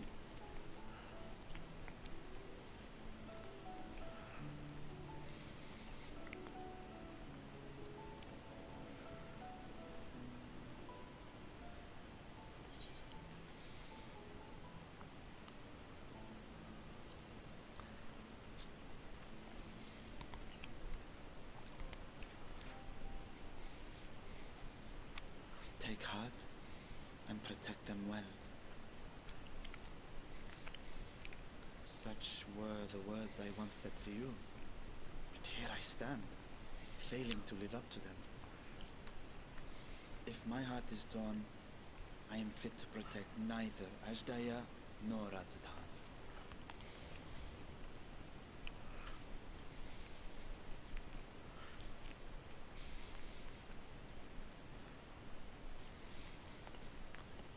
My people, I have come to a decision. Bashan will depart Thavne for a time. My dragon self will remain in the palace, but only to conduct the satrap's most essential duties. While I am focused on controlling this vessel, there may be matters that escape my attention. I rely on you, my trusted friends, to watch over one another until I return. Take care and fair fortune, brother. Many tears would be shed should you come to harm. I would not dare make you cry.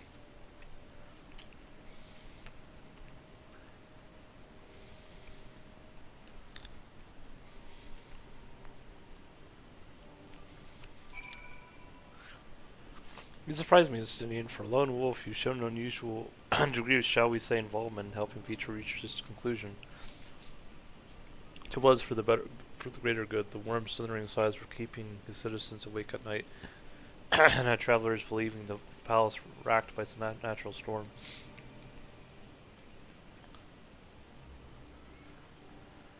What of your own answer, then? You seem disinclined to venture into the void. When I was one with Nidhogg, his vengeful thoughts were my thoughts, his endless rage my rage, and the soul-chilling grief he nursed for Ratatosker's death. I would not wish such agony upon a foe, let alone a friend and ally. If there is a chance we can spare Vitra that pain, then I will follow you.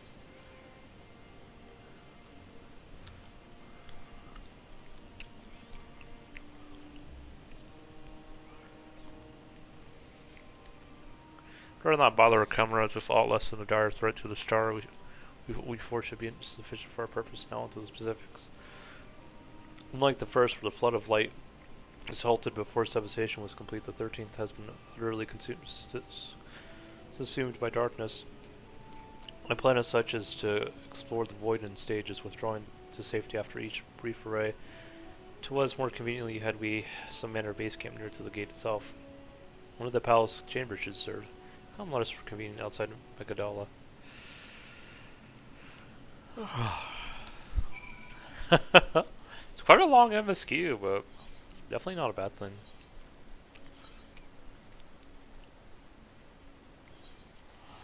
I'll see what I can do for tonight, but I think I'm almost done.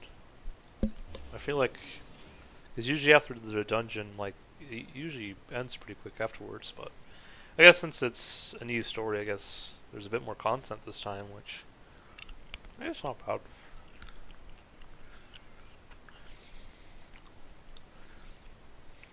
That's why I got some snacks.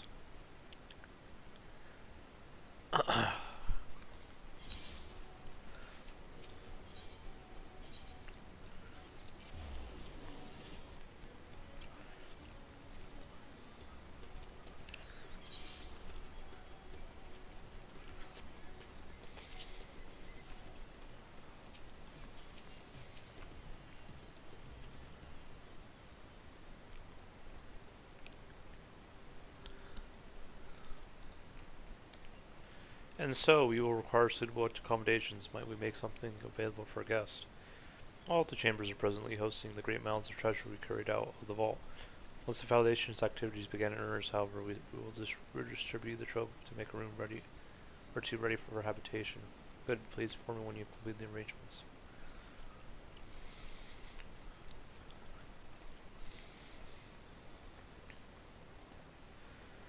As you heard, we have you settled in Magdala in due time. As ever, you're most gracious, Your Excellency. Wish yourselves to aid me in my search of Isaiah. Providing comfortable quarters is the least I can do.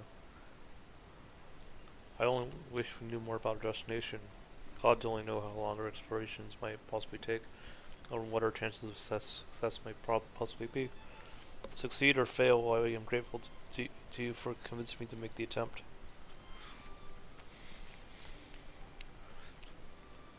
That note, I return to the great work and lend what help I can to Nihia. If your preparation to make your adventure into the 13th, now is the time.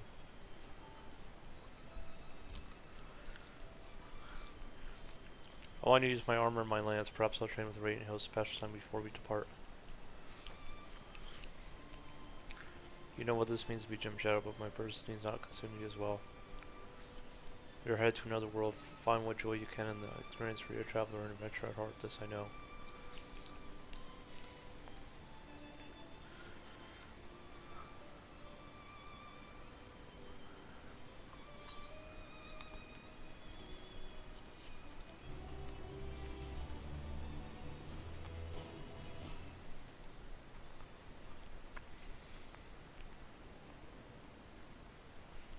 Meanwhile, on the 13th.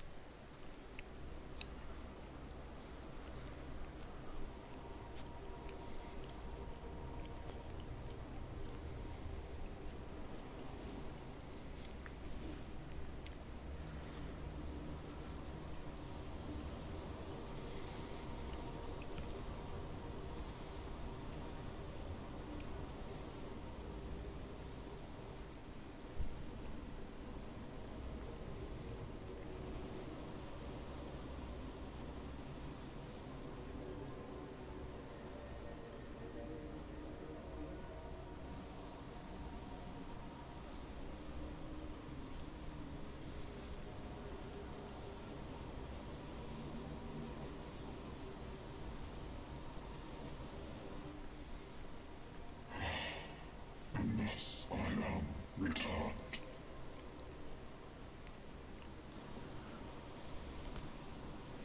To this world, bereft of saviors.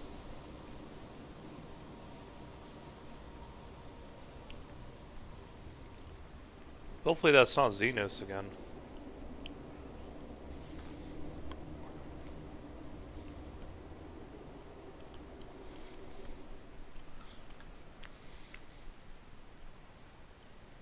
That pass unwalked adventures spur, pulses quicken, spirits stir.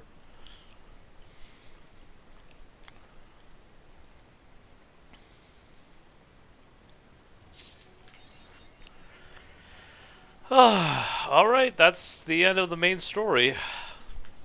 Well, there's still some other content we can do here in the future, being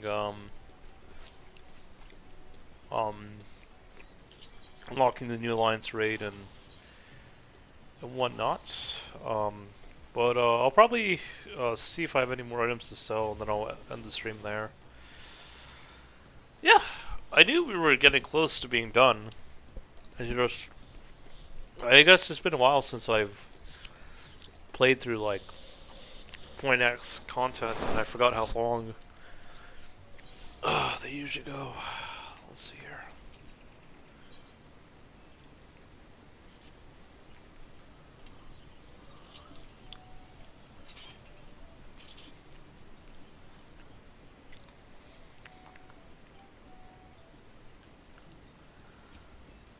I just hope that's not Xenos again.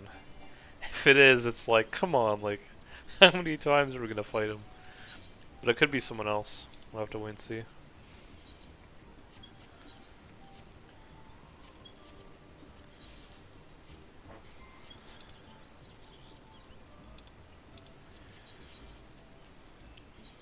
But alright guys, hope you enjoyed the stream, hope you enjoyed watching, and I hope you all take